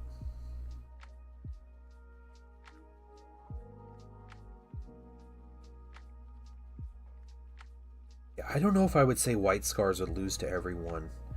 The thing about White Scars is everybody forgets about them, and they all just underestimate the White Scars. Like that's the con in a nutshell, right? No one remembers he exists, but that he's an absolute baller.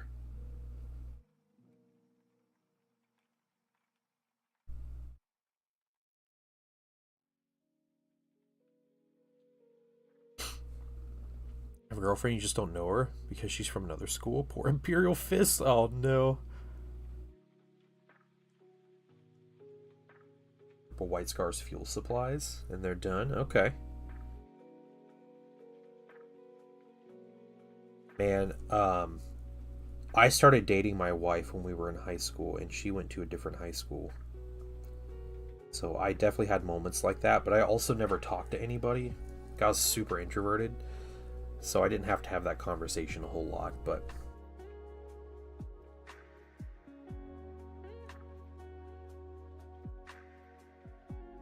Yeah, I also, like, I was a huge nerd, too, so it made it even more unbelievable. And then my wife is a little older than me, so she was actually at in college when I was still in high school, my senior year of high school. And so when I would talk about her, like, oh yeah, she goes to this university, and people are like, oh, okay, sure. Like, not only does this loser have a girlfriend, she doesn't go to this school, and not only does she not go to the school, he's got a girlfriend that's in college.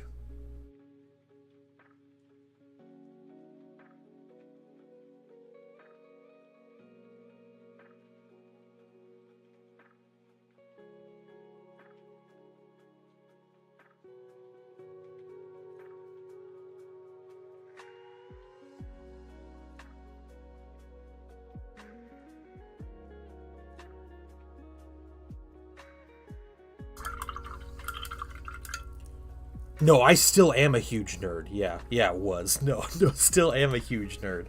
Absolutely. I just was also a huge nerd while I was in high school and middle school and kind of elementary school, so...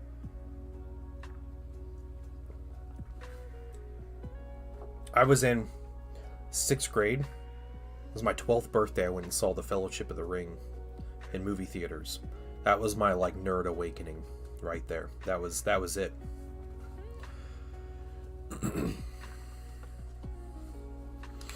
So that was the big one, but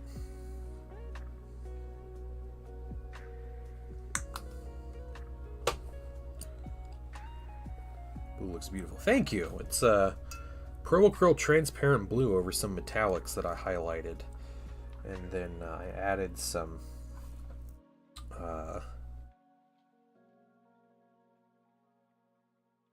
final metallic edge highlights over it. And we'll see if we're going to do more to it. I might end up doing some more to it, but we're adding some of these more minor colors here.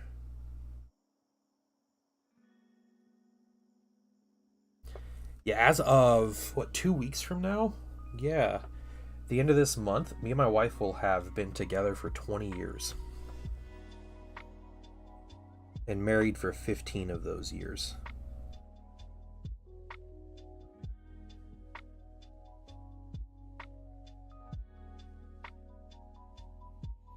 Which is crazy.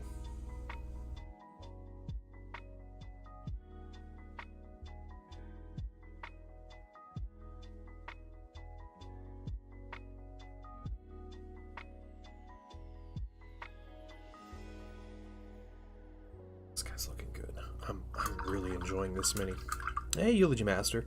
Aren't you 32? No, I'm not 32. No, I've been married since I was 15 when we got married, guys. No. It's way better. I'm 35, okay? I got married pretty young. We still dated for a while before that. Ooh, Raven Guard fanboy. Okay, Raven Guard are super cool. What's going on, Eulogy Master? I feel like World Eaters realistically would be the worst and the first Legion to die in all-out war. You know, Night Trap, I would tend to agree with that. Yeah, the World Eaters, I think the World Eaters would be one of the worst. Right? Like, that they're the easiest to manipulate, and their strategy is super basic, and it wasn't quite the same, like, during the Great Crusade and everything, but if we're talking, like, Heresy era, like, crazy Angron, like, once Angron took over, like, I'm sure their effectiveness just took a nosedive.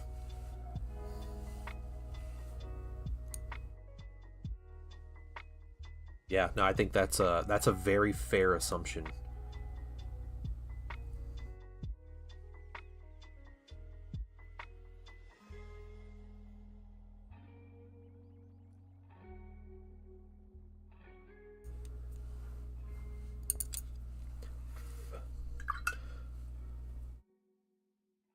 Riverguard has a series of setbacks. There's no way the worst Legion. They outwalled the Imperial Fist.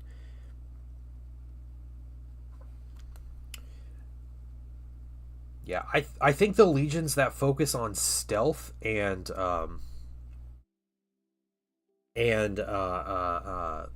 like low attrition numbers would be the best in an all-out war against another legion. I don't think you win a legion on legion war with one engagement. It doesn't happen. So if you have a legion like, oh man, like word bearers, okay? Word bearers are mustache twirling villains that have to come up with some over elaborate plan to try to outright win something in one go, and they lose every time. Because and they would lose a lot of the wars against other legions, right? For that very fact, I feel like they have no preparations for like a wider conflict compared to like the others.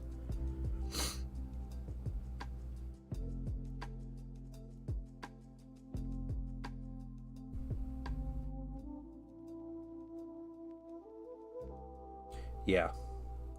I'm not going to talk about Thousand Suns because I'm super biased anyway. But the way they talk about Thousand Suns in the books, it is very apparent that 1,000 Sun is worth more than like any other legionary. Because the dude can literally boil the blood of somebody else.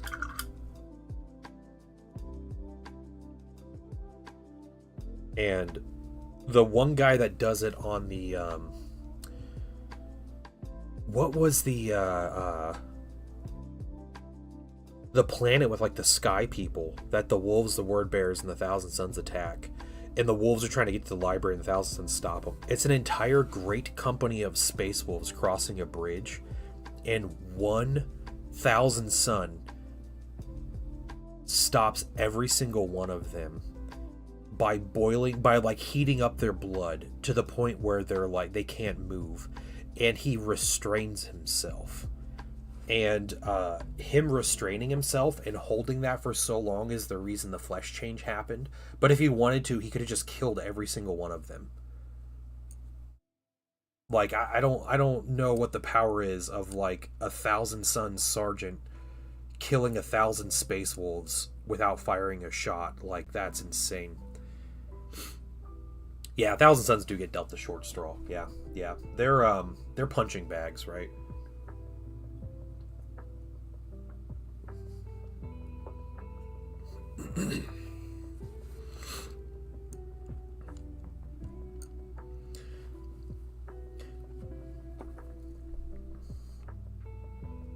Okay, a little bit of water, man. Okay, guys, I'm just gonna say it. I really like this brown gray wash. I really like this stuff. It's very nice. Oh, it's like a warm black wash. That's so good.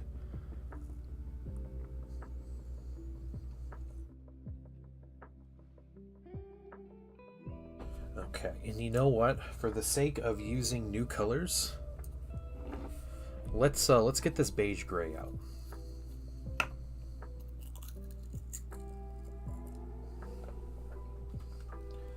We'll put a new cap on it.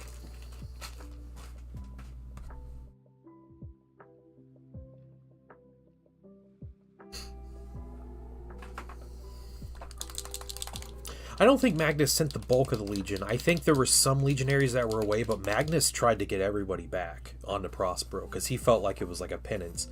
He also didn't think they were going to outright attack because he heard the Emperor's order where he was supposed to go back, so he figured him and his Legion would go to Terra. What he did do that completely crippled everything was he like blocked communications to and from the planet for like months. And in doing so, what the planet had like 45 minutes to prepare for the whole thing.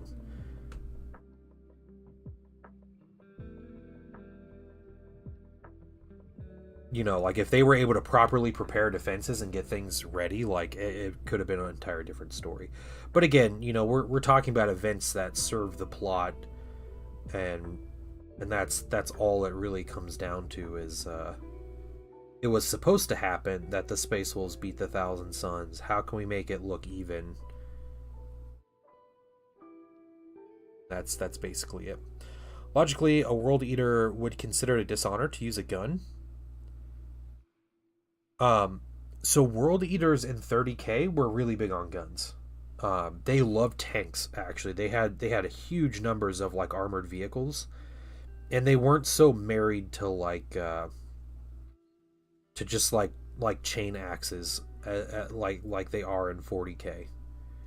I mean, even in 40k they use guns, right? They have pistols and stuff, but yeah, they did love their chain weapons.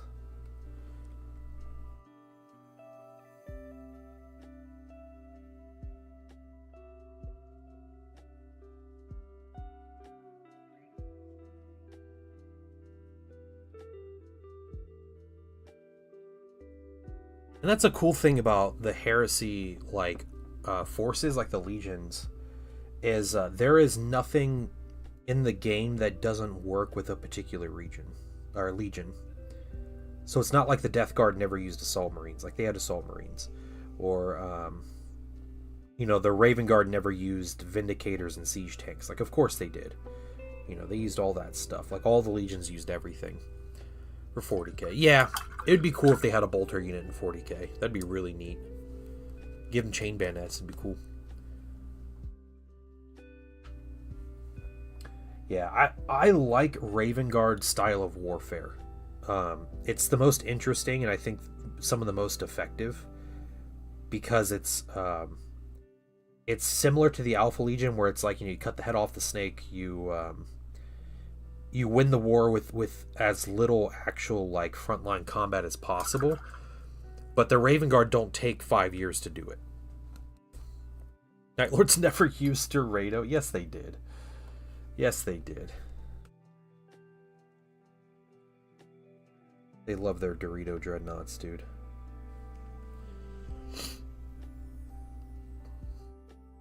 Raven Guard are the best chance of killing Primarchs. I think they might, yeah. Raven Guard or Thousand Suns, right?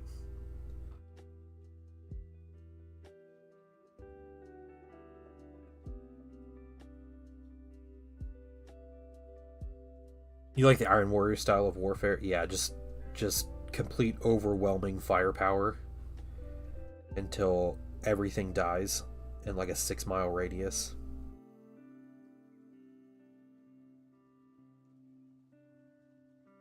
This is a very nice base color. I like this beige gray. Man, Zen, thanks for getting these paints for me, dude. I appreciate it. This has been fun to try them out on your minis.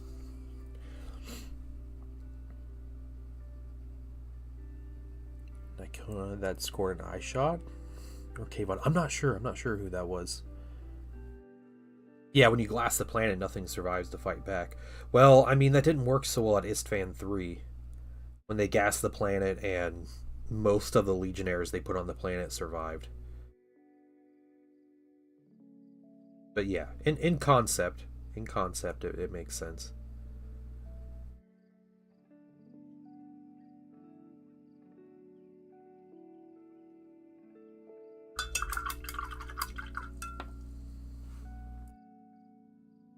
It wasn't the Iron Warriors, that's true. It was, yeah, the Iron Warriors are like pathetic.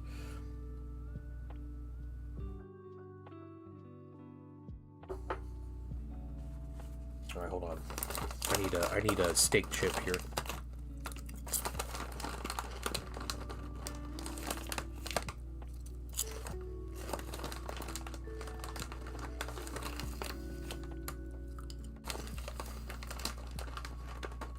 Was an Icona a Raven Guard?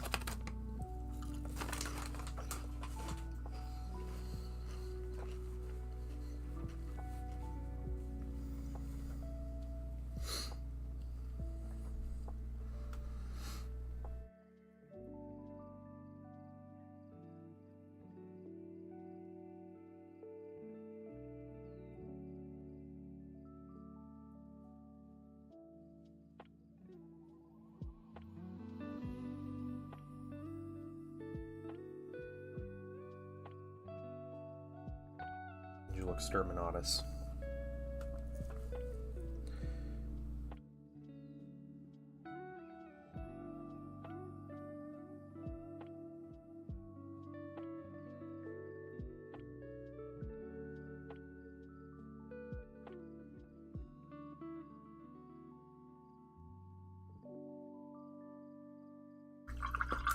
Chips are good. $3 a bag good? No, not for that small a bag. No, not that good. They are good though. I'm gonna save a couple for the painting son.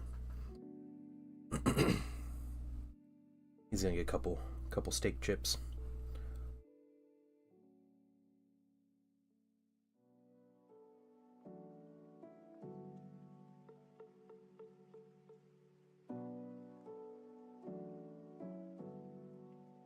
I mean, to be fair, who hasn't bested Lucius? Because the dude talks like he's the best duelist, and it seems like every other character beats him in a duel, so... That's like his whole shtick, right? Even in 40k? Like, he gets beat all the time. It's just, if you win, he gets sucked into his armor. Yeah, so did Gavriel Loken. He beat Lucius.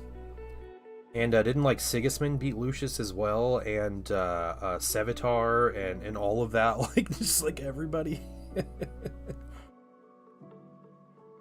Waste them in his pedestrian palette. Jeez, man, chill.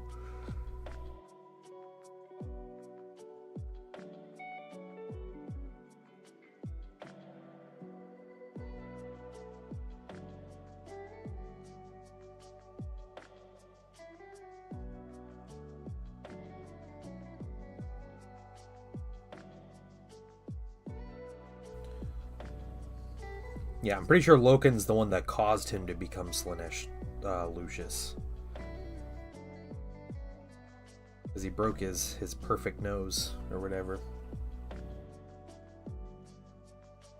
I'm telling the painting son, you guys are calling him a pleb.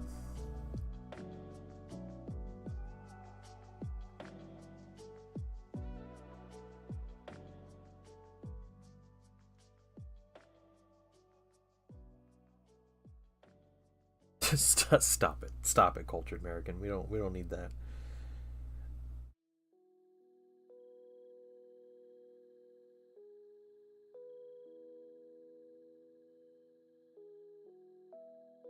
Okay, other bones? Are there other bones hanging from... Yeah, there's a bunch of bones hanging from his cape here. That's fun. Oh, you're calling me a pleb? No. He does like soup now, so... Yep, he's... He doesn't like soup as a concept. He really doesn't. He started to, though. We're making... Thursday, I am making chicken and noodles for him.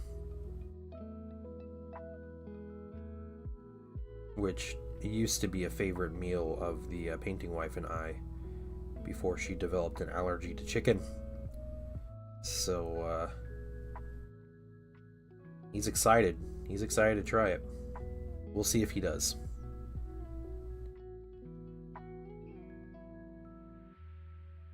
He does like cereal, so yeah, he technically likes soup.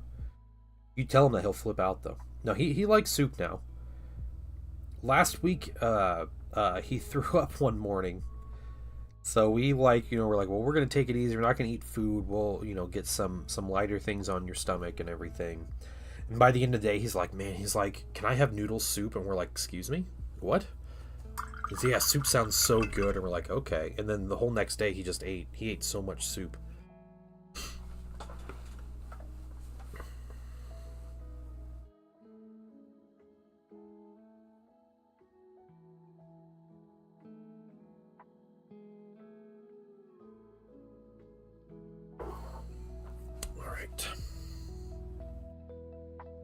More things I need to paint.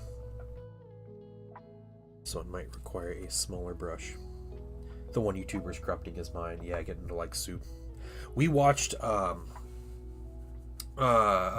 he's sponsored by Lipton Soups. We watched a new YouTuber yesterday afternoon, and he loves the dude already, so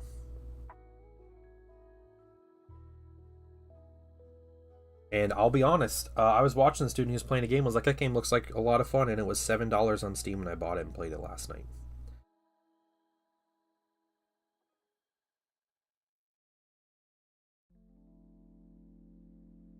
And the game is called, I believe the game is called Metal Thunder. Let me see. Yeah, Metal Thunder. Alright, let me explain this game to you guys. Okay.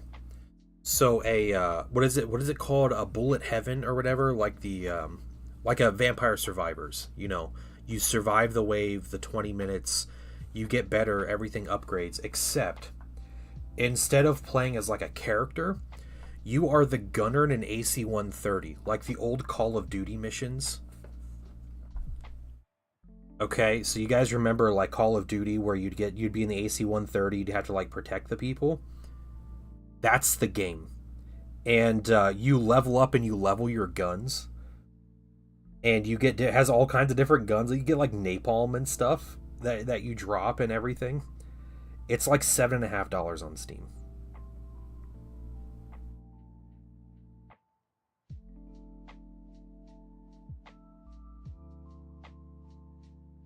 Yeah, it's not a bullet hell. It's like the opposite of that. Like everything gets better. Yeah. I don't know. Maybe we need to play a little bit. I'll show you guys. We don't need to paint Zen's Mini.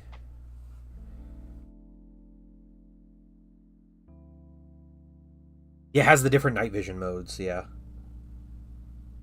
It is difficult. It is very difficult. I played one. I made it about 10 minutes in. And you collect resources that you spend afterwards. You level up your weapons and stuff. I played the second one. I was like, you know what? I'm going to try to... Because you can build... you can put friendly units on the board to help you. And so I was like, you know, I'm going to put a bunch of friendlies on the board and just see how many I can get down to, like, help me win. I spent, like, all my resource money, so I didn't get any money afterwards. I got hardly any. But I was putting down tanks and APCs like Bradleys and infantry, and you eventually get helicopters. I made it to within a minute of finishing the wave and ended up losing. I was pretty mad about that.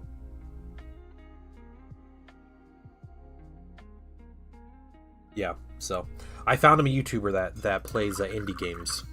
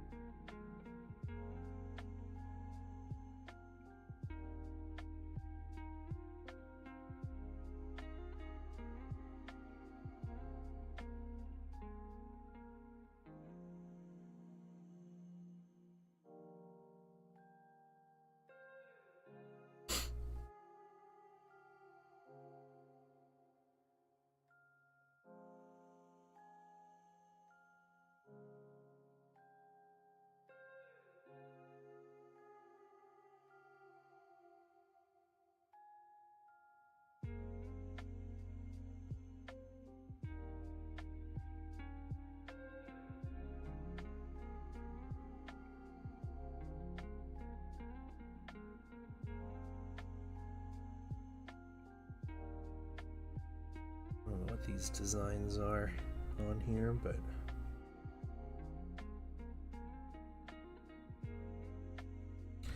we'll paint them. I don't think he has other skull things on him. Let's take a look at his mini though.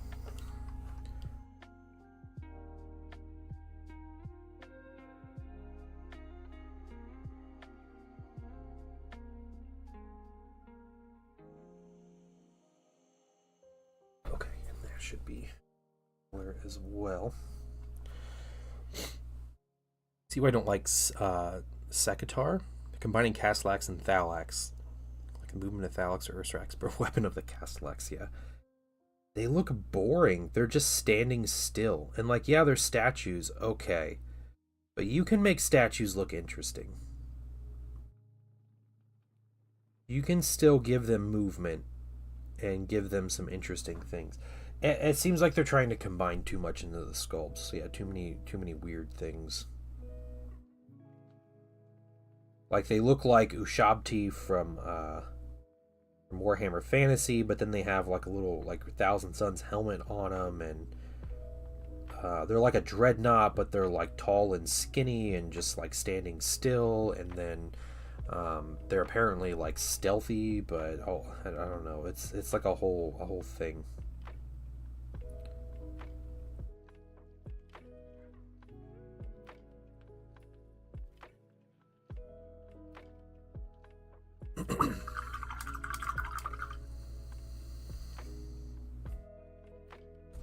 Move and be flexible. Yeah, it has a giant flamer on it.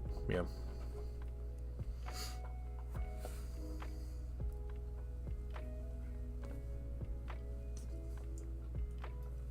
Man, these deceptive cans. It's like super heavy, like thick metal cans. So you feel like it still has a lot in it, and it's just like a couple drops of coffee left. Yeah, yep. Now I'm sad.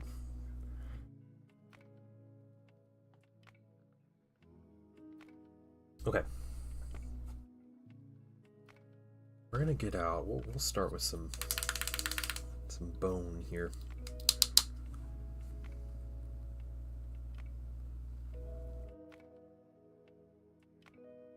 Or, you know what?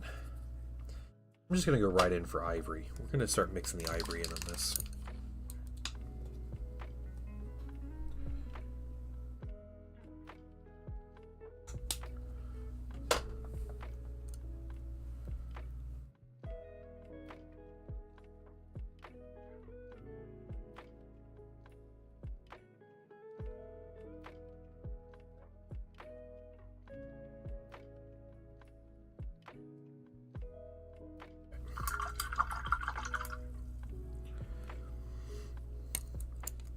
Hey, if you are a Patreon member, we are doing our hangout tonight. I'm gonna try to be on by 8:30. I'm gonna try to be on by 8:30, but son has a soccer game, and we're gonna see how crazy busy this whole thing is. But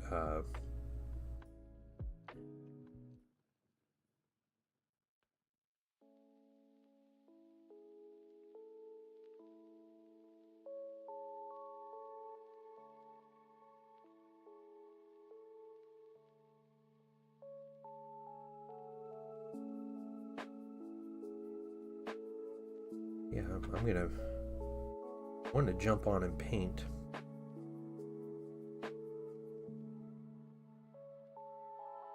And hang out with everybody. We can talk about whatever. That's normally what we do. We just find random things to chat about.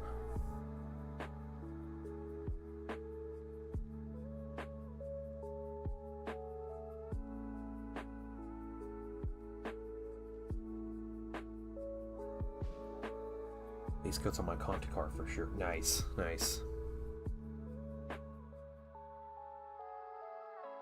And then tomorrow I am not streaming.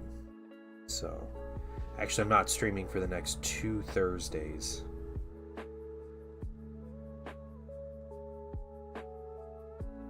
So, things going on that require my attention. So, yeah, I'll try to make progress with what I can. I'm here.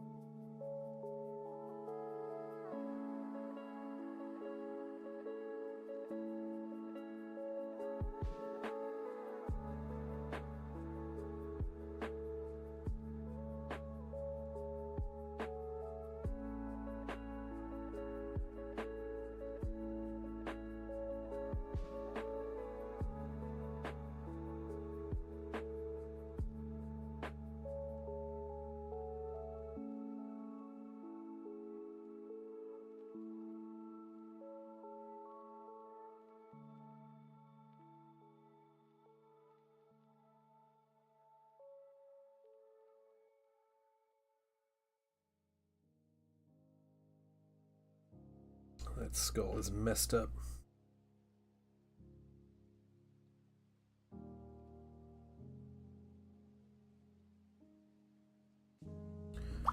Okay, we got those. Let's get the cape.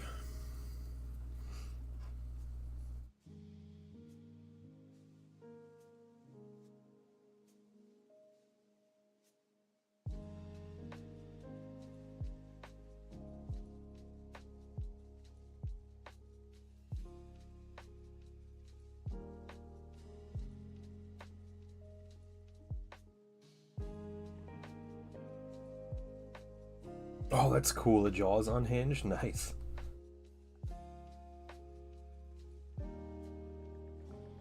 I'm really excited to see those fully painted. I'm really impressed with those prints. I think they're, yeah, I think you're gonna have them looking real nice.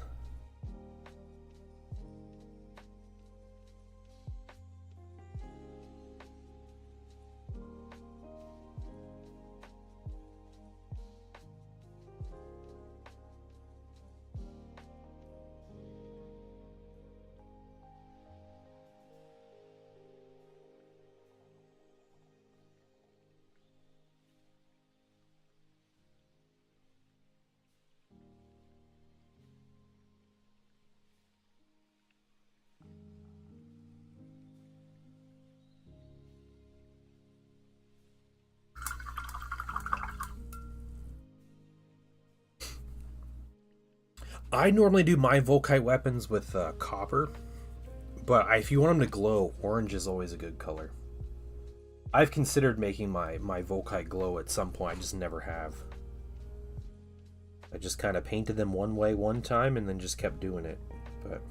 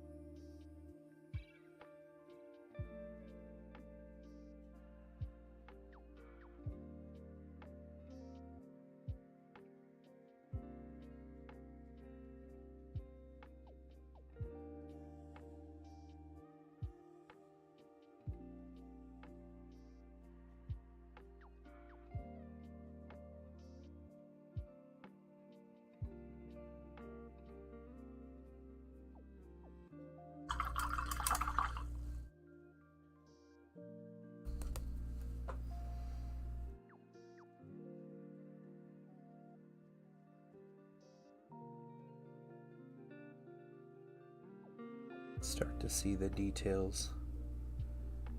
What's going on in each of these little reliefs in his armor. Spoiler alert, they're skeletons. They're different skeletons.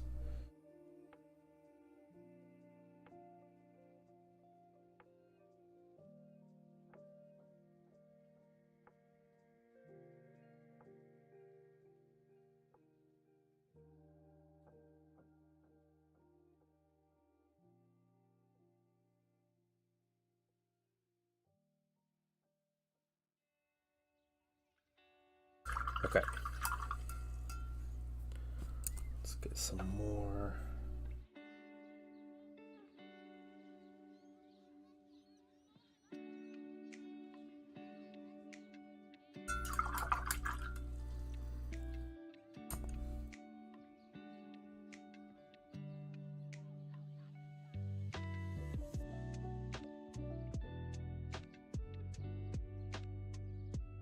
Get some more ivory in. We'll do pure ivory next.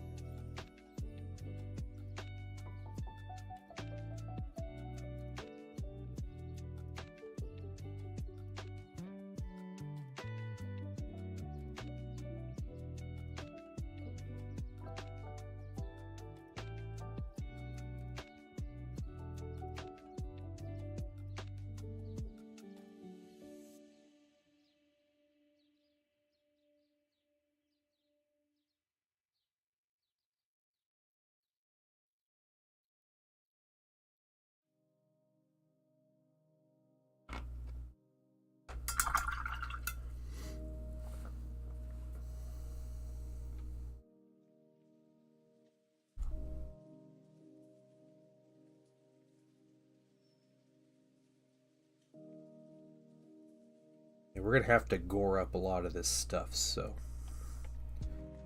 definitely gonna get some goriness. I think we're gonna try to finish him by the end of next week.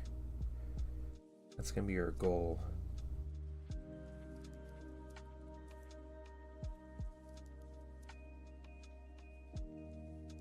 I don't see why not. I think it's certainly doable.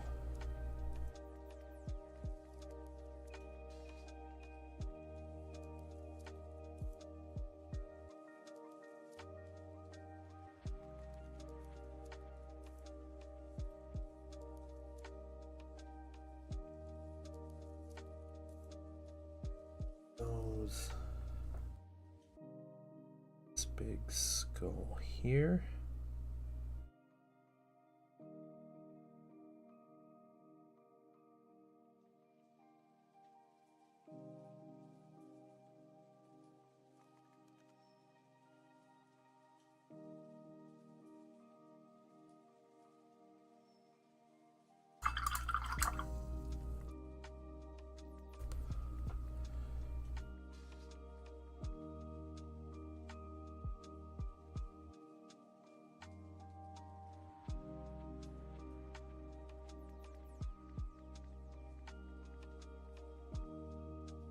With these, because we're going to be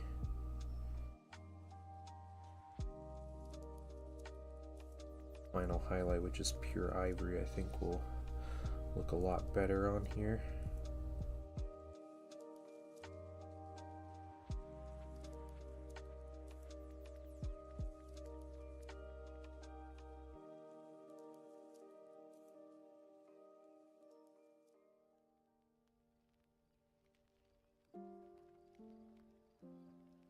Assume these reliefs are bone colored because they're made in actual bone. That's what I'm guessing.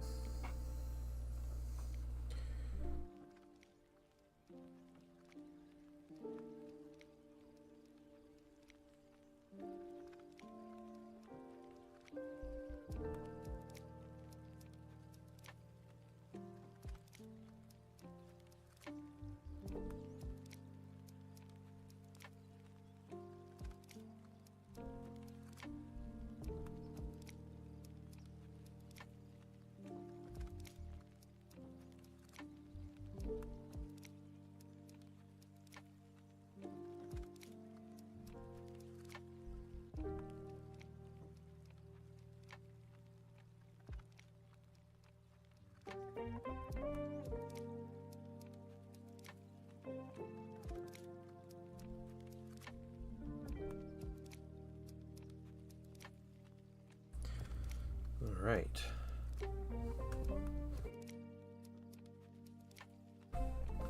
Oh, that's horribly out of focus. Sorry, guys.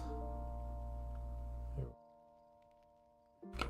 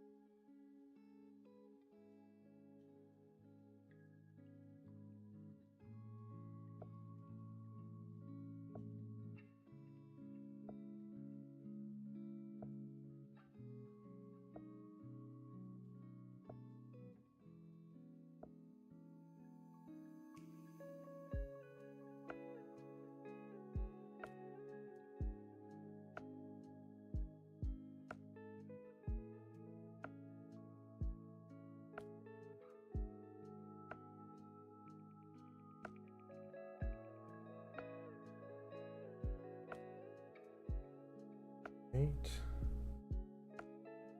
Little highlights on those skulls here. Oh, we have to get the bones too. Whoops. Let's get these bones.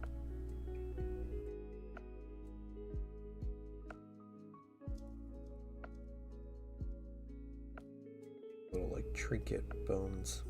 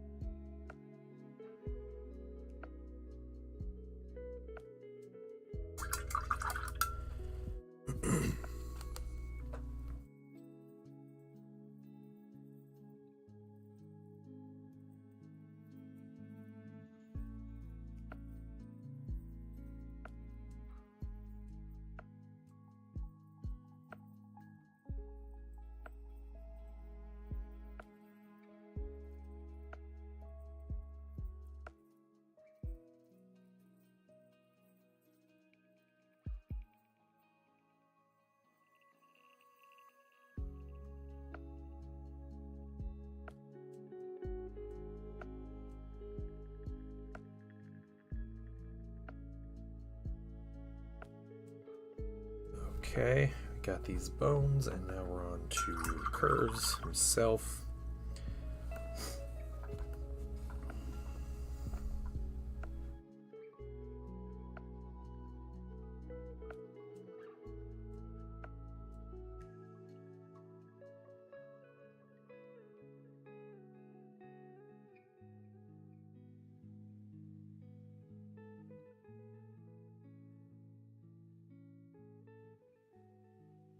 We somehow make a mistake.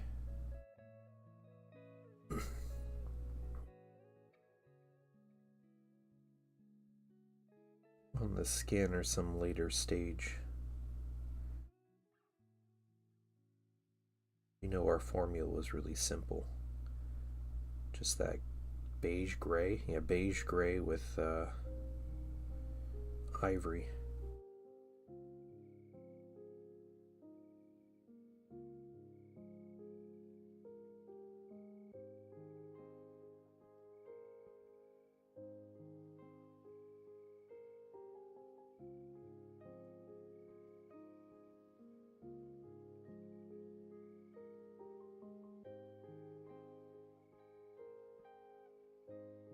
Yeah, it's the Kill Lupercal, right? That's what the show is called. It looks interesting. I'm not subscribing to Warhammer Plus, but I'll keep an eye on it. Yeah, John Lockridge. I think they used all the same like CG assets that were used for the second edition Heresy trailer.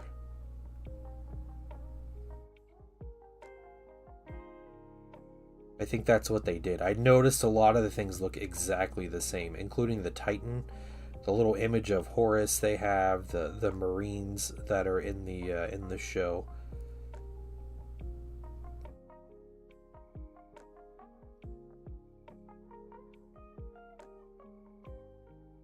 There's a dead Imperial Fist. Yeah, there is. It's true.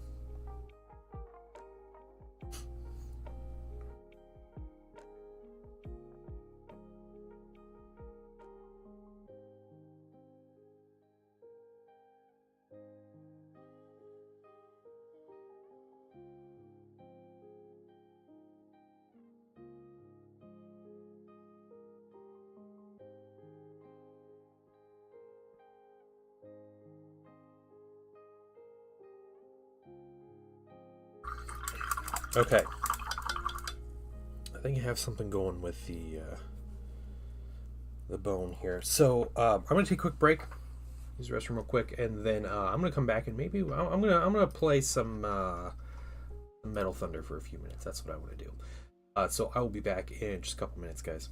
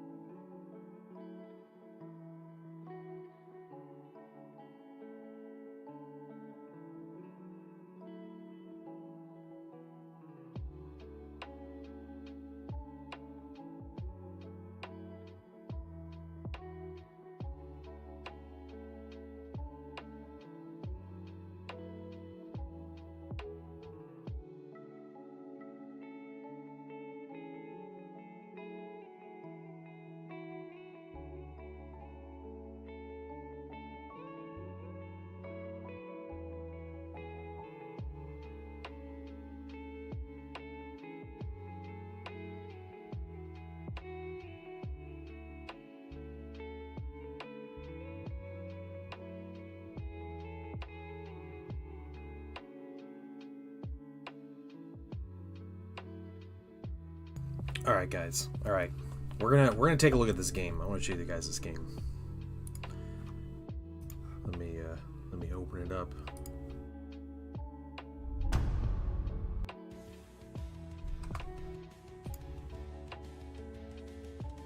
I need to turn this music off. I get window mode. Hold on.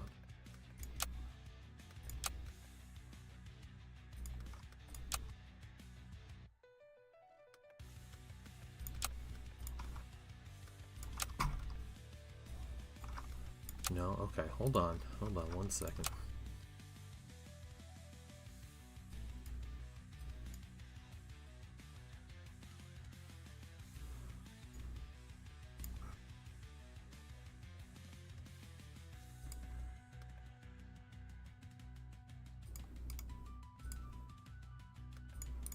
Oh, this is gonna be all janky. It's gonna be so janky.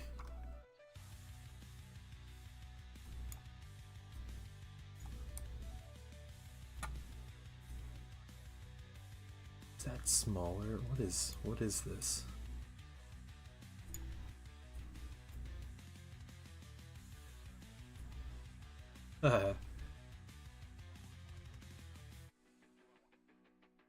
Only be better if I had a dead space wolf. Yeah.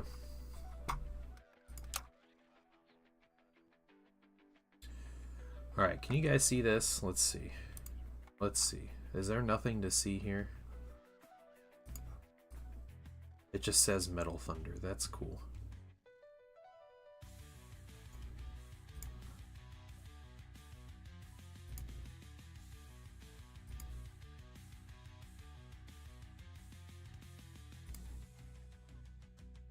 A lot of furious clicking and typing on the other end of the screen, yeah. I don't know if this will this... It won't let me... Here we go. Here we go. Oh, that's not what I want. Why can't I shrink the window here?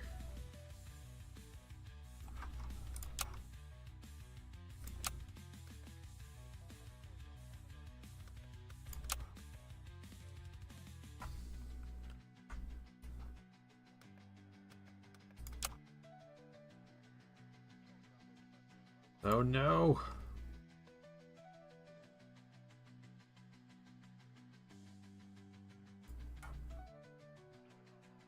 I don't think this will show up. Why doesn't that...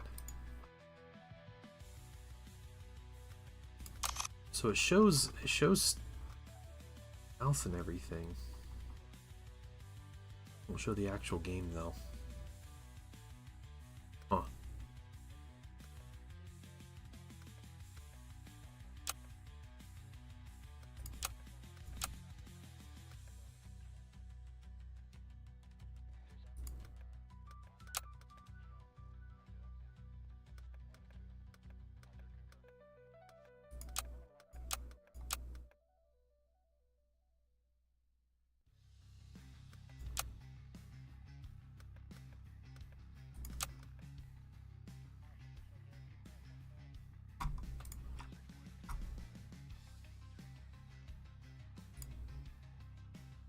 Yeah, good luck. Thank you. Thanks.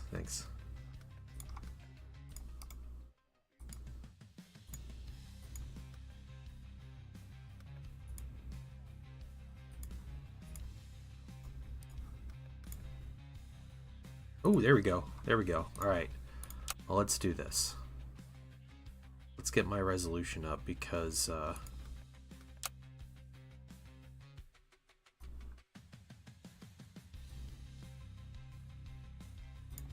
there we go. All right.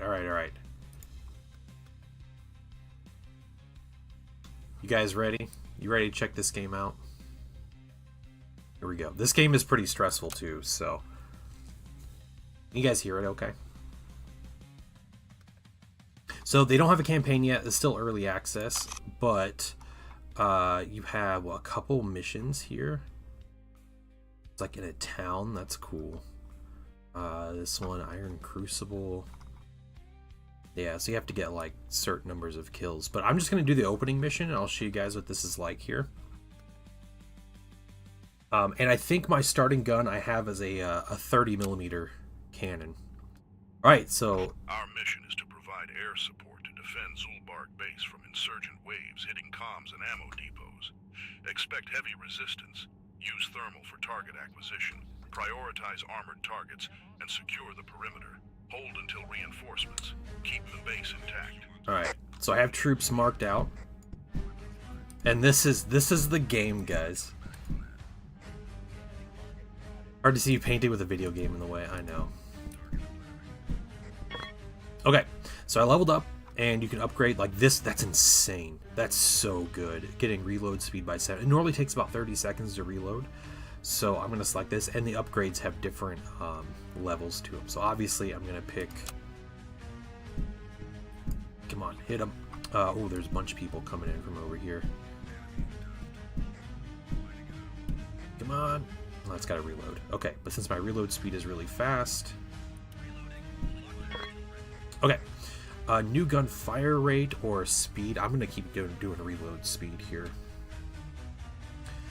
And there's a lot of people coming in right away. The point is to keep them out of your base. And napalm is really good. I'll show you guys what the napalm does. There. Now anyone that goes near that napalm just gets burned to death. It's got to reload. Uh-oh. Uh-oh. Oh no. Gatling gun, I went to splash. Gotta keep them out.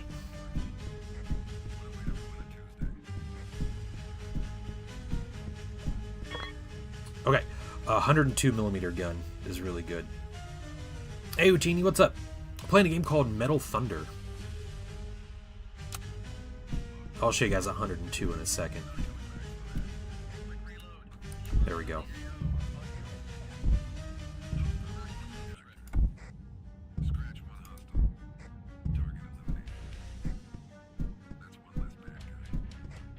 Come on. Yeah, this is the game. You can have up to 3 main guns and then a bomb weapon, or I guess just up to 4 weapons. I think we'll increase the damage on this. Will probably be good later on.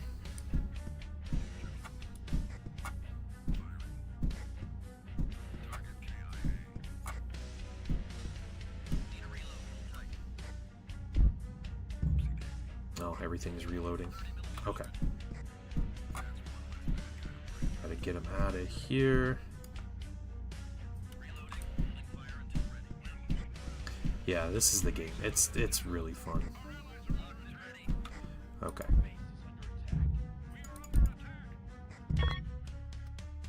Alright, I can get the 45mm is really good too, so I think I'll unlock that.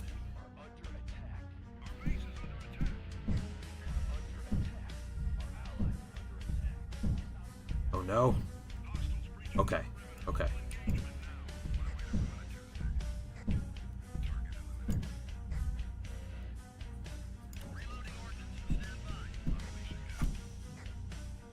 Okay, everything's reloading. And this is like the big problems of the reloading. Feels like a recruiting tool for the military. Yeah, it probably is. Yeah, the napalm will get all the... Oh no, no it won't. Okay, max ammo is really good. It's just more shots before you have to reload is all it is.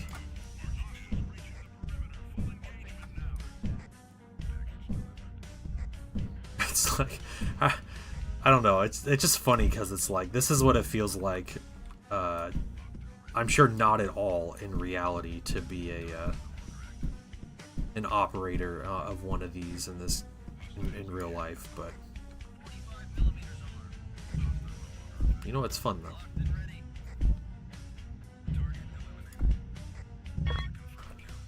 though. Reload speed, max ammo is really good on this again. Just more shots before we need to reload.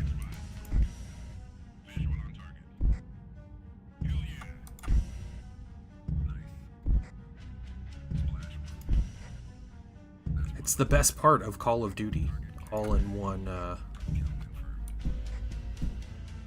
game.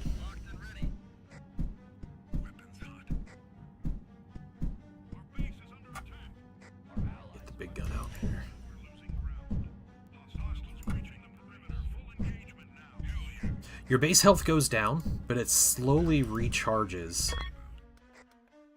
Fire rate, that might be pretty good. Napalm is also good. I think we'll do fire rate on the 40.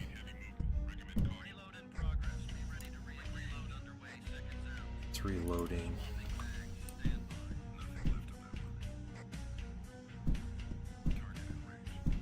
I need to get my splash damage up on the 30 mil. Let's get that up.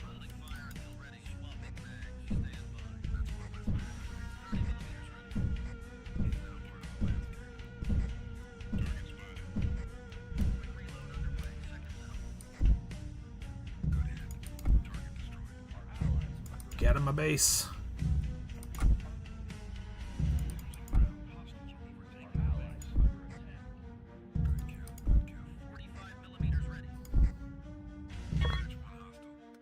Splash damage is really good. Reload speed's also really good. I think I'll do the reload speed on that.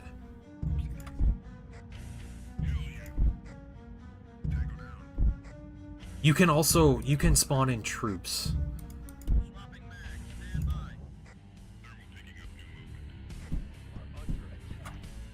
That's like one of the big parts of this game.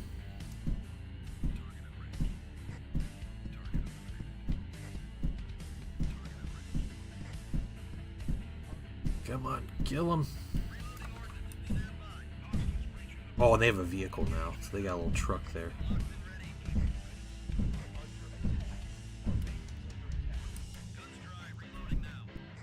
I gotta get these dudes out.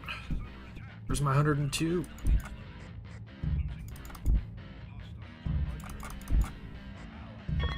Oh, okay. Damage, fire rate. The fire rate might be good on that. Ah, we lost. Yeah, the one guy in there. That's the game, though.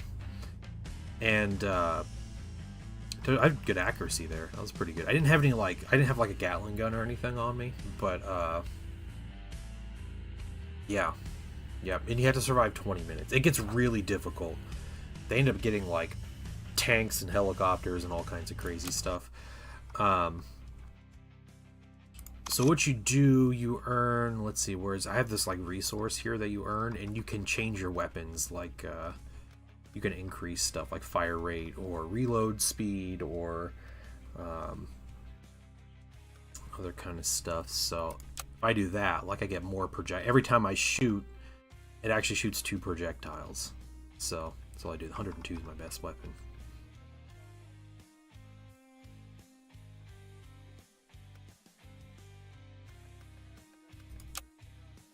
Yeah, so it does that. I'll do one more. We'll do one more on a different map, and then I'll show you guys 30 millimeters shooting 2 rounds instead of 1 every time. So this one... Insurgents are advancing on our radar dish in Sabazar, Karbistan, our only intel source for the region. Expect heavy vehicles and relentless attacks. Hold the line for 20 minutes until reinforcements arrive. Yep. Protect that so there they are. Costs. Our operation so it just fires 2 rounds every time you shoot. Stay frosty. There's like a little bit of spread on it. I can get an APC splash range. Let's spawn the APC and you guys will see. Come on, kill him.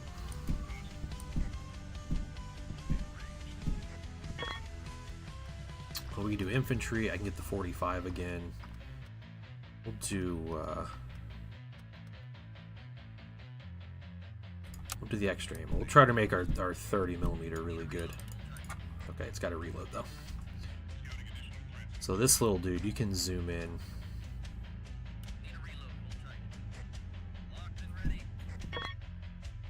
Alright, there's a Gatling gun. I'm gonna get the 102 again.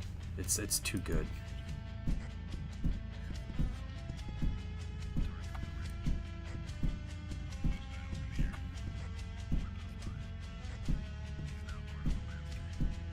Behind a little mountain there. We'll get... I want to try different guns, but look at the splash range.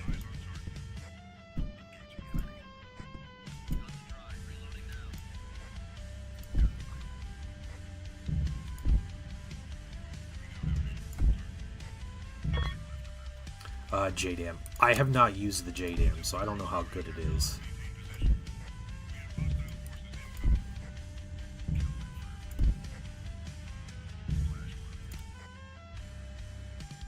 Let's see. Oh, it follows your... Oh, it locks on to something. Okay. Okay. That makes sense. We're good against tanks. Max ammo or splash? We'll do the max ammo on that.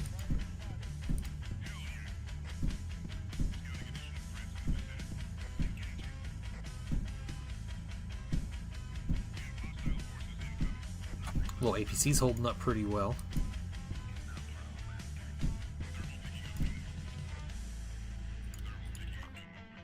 Everything reloading.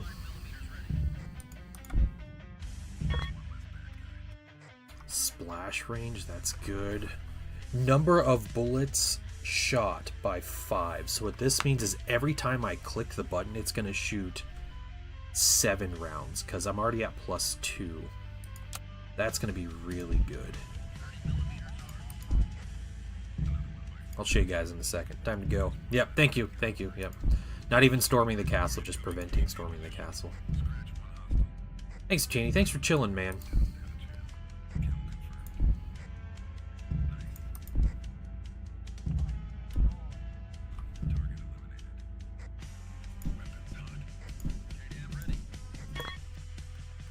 We'll keep doing splash damage on the 30. We'll make the 30 really good.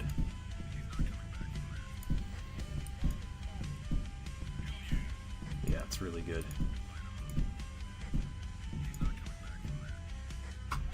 Oh, they blew up my APC.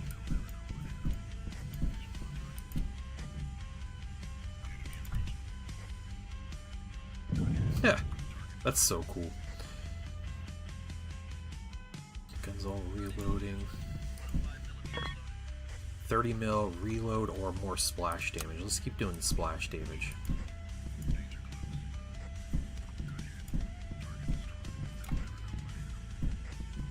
Yeah, it's really good.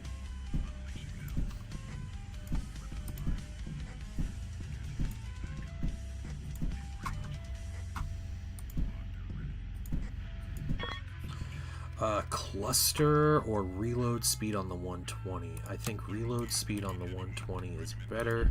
They have vehicles now.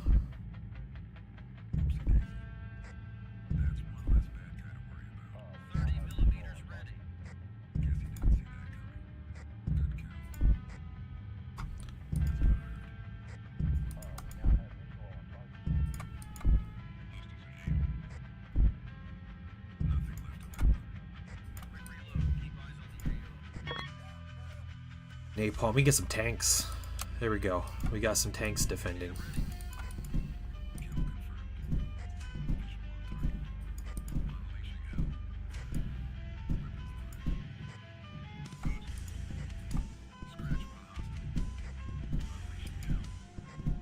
This gun shoots.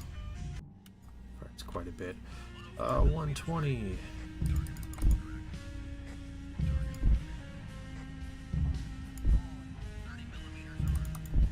It gets really stressful, but I can also spawn in more vehicles. Reload speed, fire rate, or damage. We keep doing reload speed.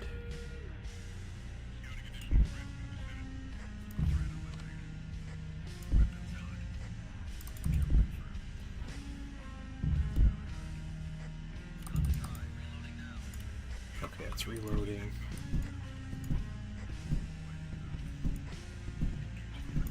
Having all the rounds plus the splash damage is really good. Okay, it takes 2 rounds to kill those.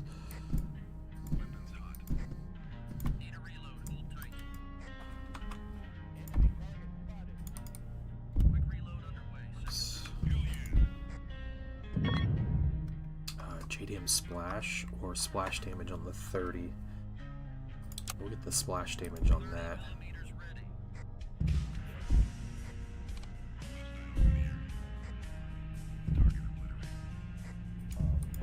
It's a tank. Enemy tank. Still alive.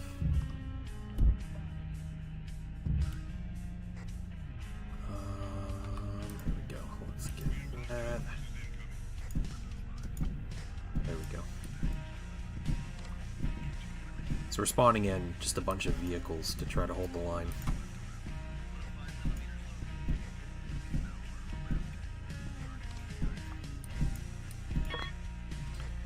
Number of bullets by 5? Okay.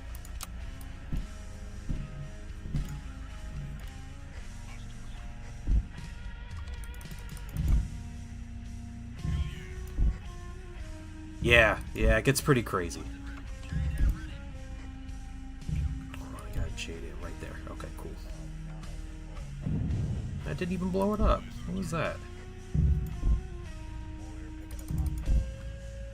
I know, these terrorists are pretty relentless.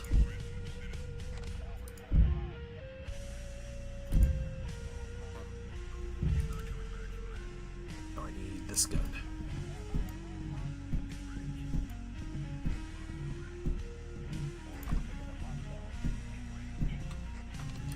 Yeah, and you don't get to choose like where the plane goes, so you know you're literally just circling.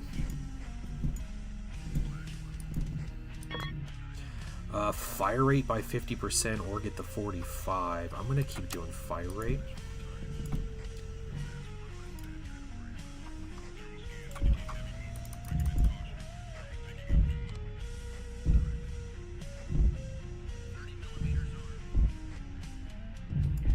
Really want to kill these tanks.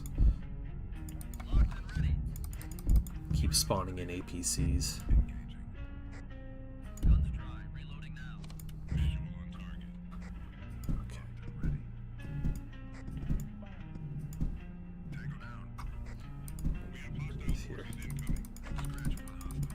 How much does it take for this 30 mil to kill this thing?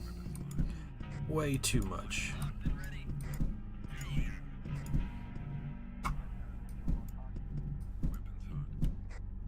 Quick reload underway, seconds out.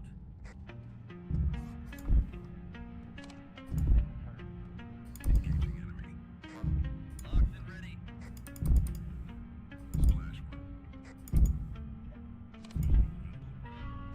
I'm doing pretty good at holding though. We have 12 minutes left.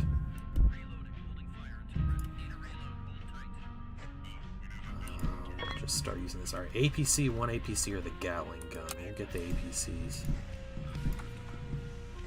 And we'll have tanks unlocked soon. Get the tank. Go. Oh no. Unlimited manpower. Yep.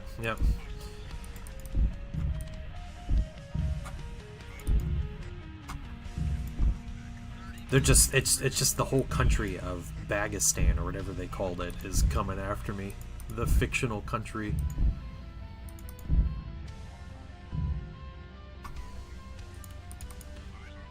It's reloading. We'll get that one. Just JDM's good.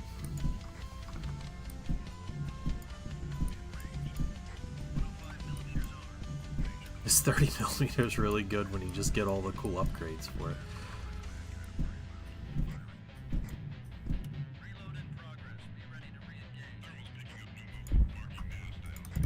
We're staying on top of it pretty well. Splash damage or max ammo? I think I want... We'll do the splash damage, so when we do use the thing, it'll be really good.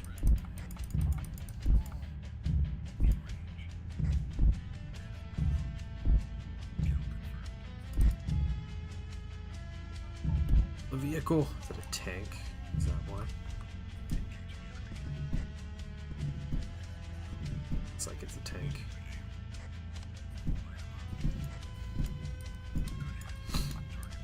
I also know the more you like build up these vehicles, it slows down your leveling. Like that's your like level resource.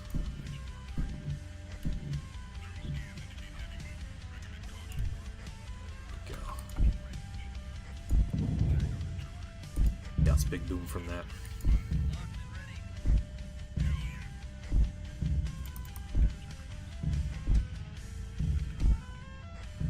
Really should get a fourth weapon, but it's nice having just a couple really good weapons. We've gotten pretty lucky with the upgrades too. This thing really hard.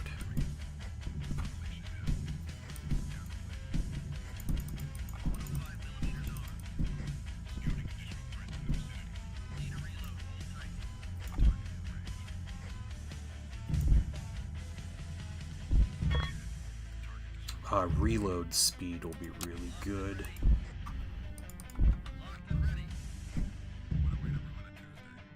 No, I need you. No, it's you. There we go. It doesn't kill in one hit. Curze never looks so good. Yeah, this is Curze's dream here. This is all he ever wanted.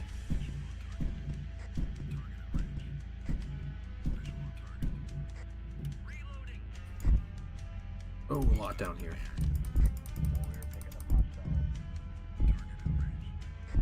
It's like my automatic 120mm howitzer.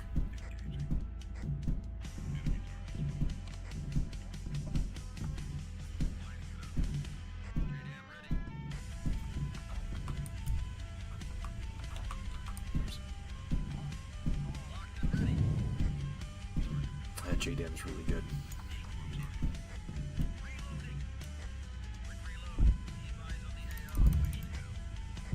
The idea, yeah. I mean, anyone who, like, played Call of Duty and you're like, man, that was the most fun mission. This is it, right? This is the game.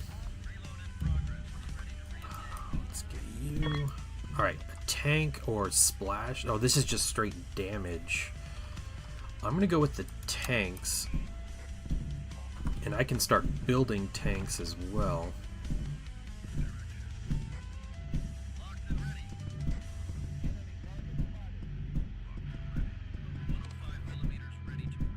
It'll slow down my leveling, but we need like a critical mass of...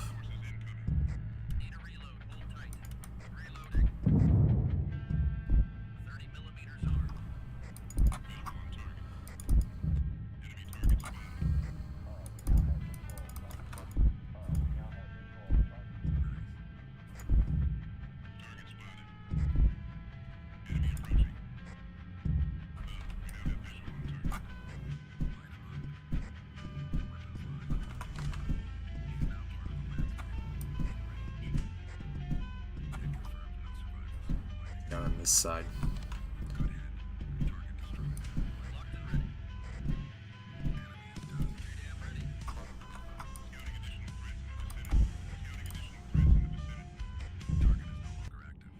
I've learned this game gets really crazy toward the end. And so you have to have a bunch of vehicles to like keep up.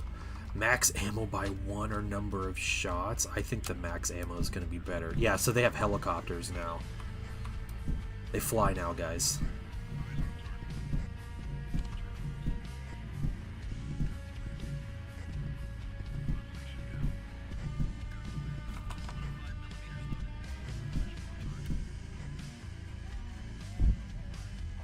Can I hit that thing with artillery?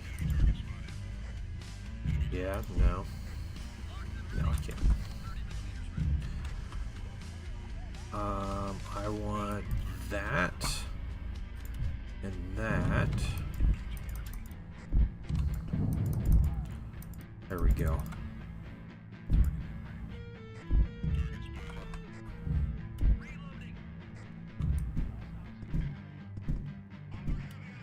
Oops.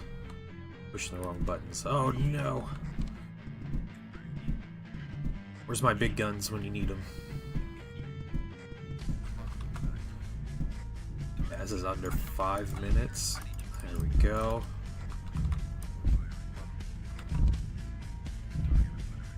Okay.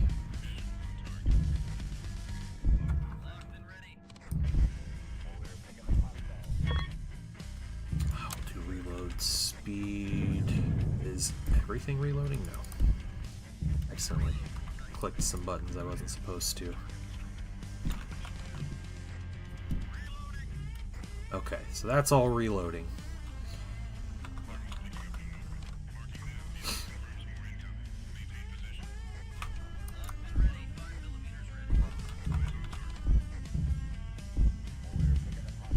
That's too much.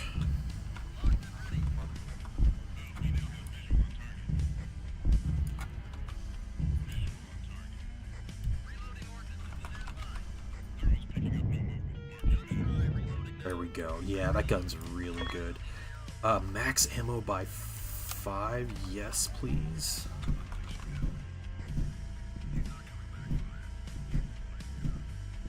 We just need to keep the wall up.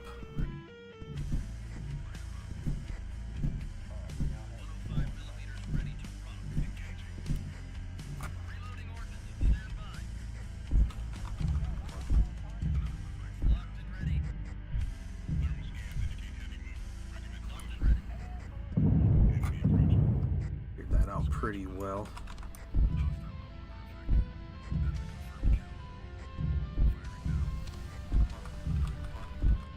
How are vehicles doing? Yeah, we're kind of running low.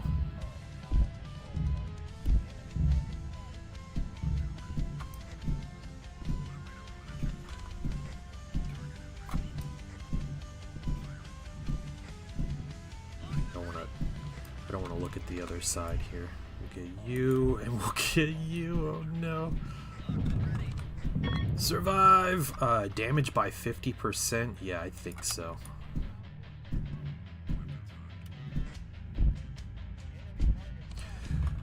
Thousand Suns Automaton. Yeah, exactly. Yeah.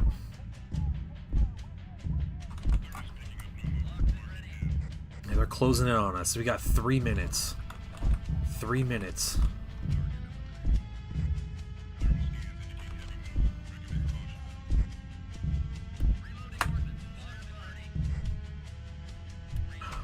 Throw those down. Okay, APC splash range, reload speed. I think splash damage. We can get helicopters. I don't have the money, do I? No, yeah I do. Okay, there we go. Give me all the things. I'm gonna buy all the things.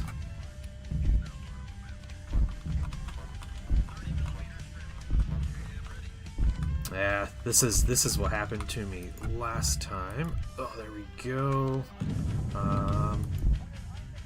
Yeah, see, they're making it in. Come on, get out of here. Get out of here.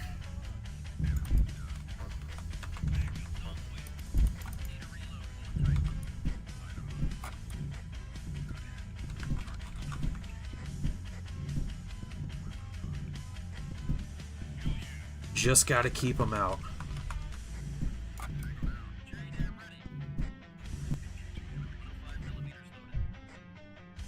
Hold on, I need you.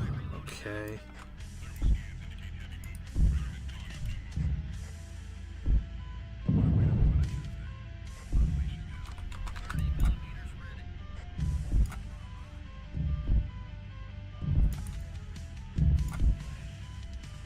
Minute and a half.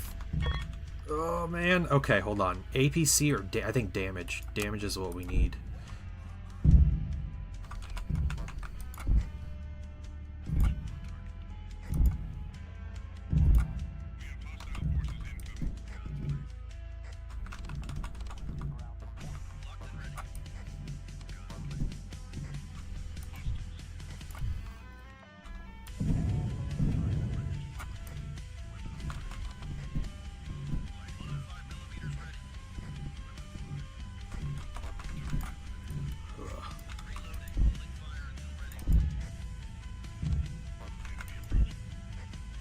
I can't spam all the buttons while also changing weapons.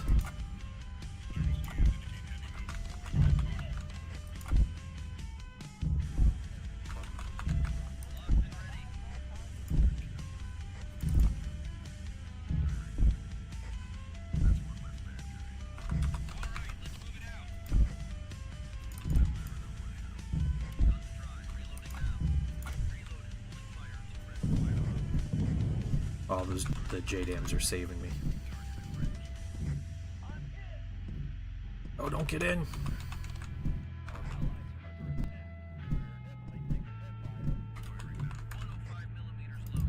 Oh, we got it. Yeah. All right. Sweet. This game is called Metal Thunder. It's like $7.50 on Steam. All right. Sweet. 5% accuracy. I'll take it. I'll take it.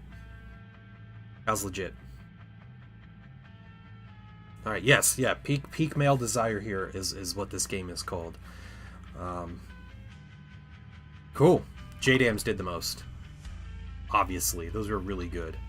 So yeah, that's the game, guys. Thanks for coming to hang out with me and stream. I'm gonna call it there today, and yeah, I will not be streaming tomorrow. I will be back on Sunday, maybe Saturday. I'm gonna talk to the painting wife and see if she wants to stream with me this weekend and make up our stream. But we also have Patreon Hangout tonight, so we're gonna be doing that, and so be sure to come by and just chill. If you're a Patreon member, we'll be in Discord. But you guys have a wonderful day, and I will see you all later. All right, bye, everybody.